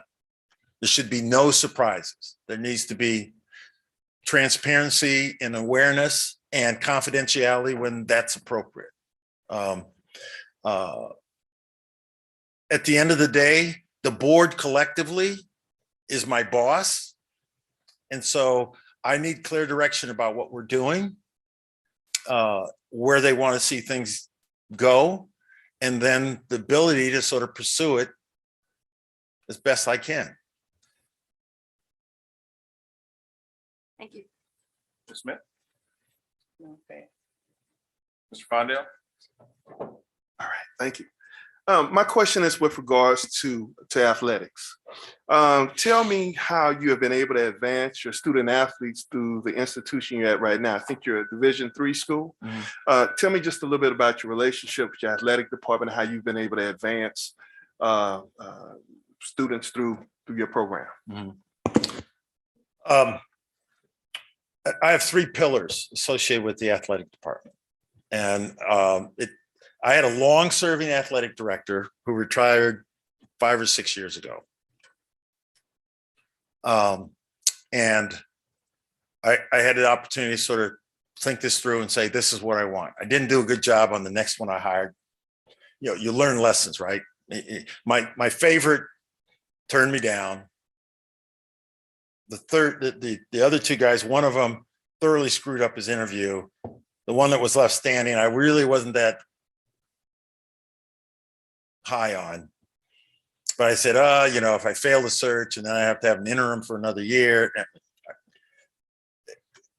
making the wrong decision put me behind 2 years more behind because I had to give that person a chance to demonstrate. But here's my approach to it.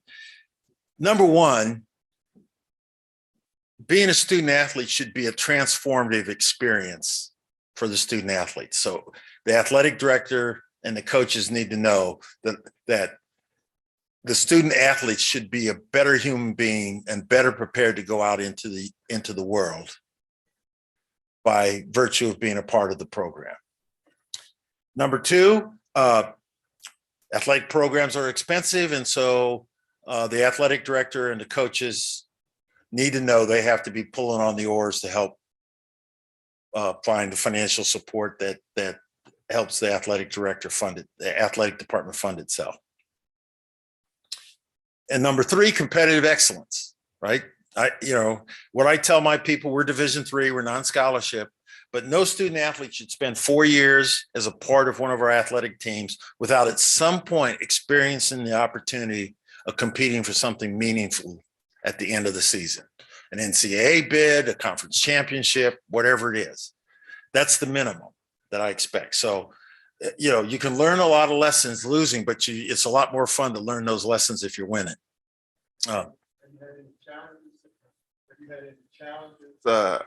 Academically in your program then? If so, have you dealt with it?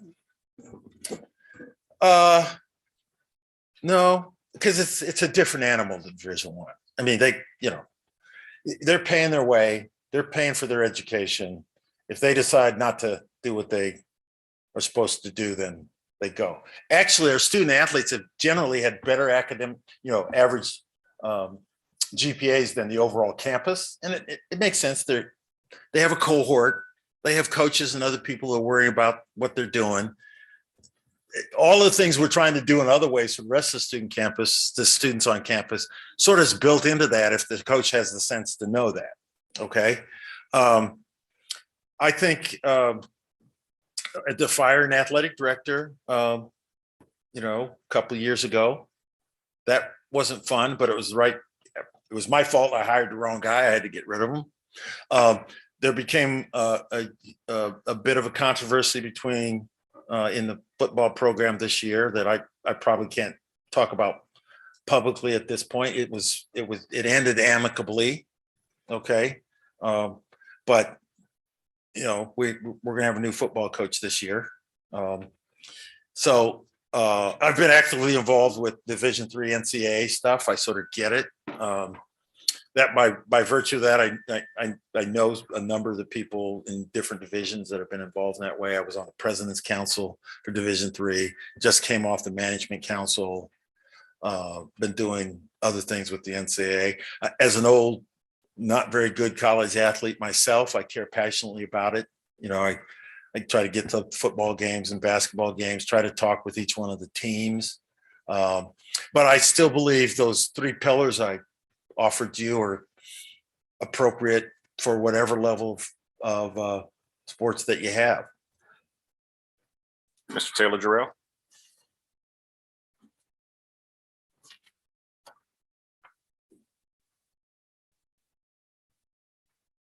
So being that Southern University has many agricultural centers within the state of Louisiana, how can we more efficiently utilize these centers as growth for our campuses? Well, I mean, that's part of the sort of exciting challenge, right? Because they're located in spaces that we ought to be engaging K through 12, right? Are there opportunities to get students and young people engaged through that presence? Is there a way for our current students to engage in that? I mean, some of them have to come from those same areas. I mean, there's no better representative than somebody you say, they went to my school, they're from my county, and they're doing this kind of thing, and they're excited about it. That would seem to be something that's very doable if you ask people to think about how to get that done. I think it falls into the category of stewards of place. We ought to be thinking about every place that we touch the communities in this state and see how we can help them and how they can help us attract students. So there's an opportunity there. Our program at Platteville isn't a land grant, so we don't have the extension at Madison. I'm sorry. So we don't have far-flung extension connections in the state, but we have worked very closely with the cheese manufacturers to support the dairy industry in our area of the state. That's good because a lot of the children who don't necessarily want to stay on dairy farms are seeing other ways to come to college and see that they can be engaged in agriculture without actually baling hay and milking cows and that kind of stuff. I was wondering how long it would take a guy in Wisconsin to mention cheese to get right at 2 hours. Well, if I were a native Wisconsinite, it might have happened sooner, but I'm an Iowan. Before we go to our private session, I'm going to reach out to our board members that are on Zoom and see if they've got any additional questions. Mr. Lawson? I'm good. Thank you, Mr. Chair. Certainly. Mr. Amity? Mr. Amity's disappeared on me. All right. That will conclude the public portion of the interview.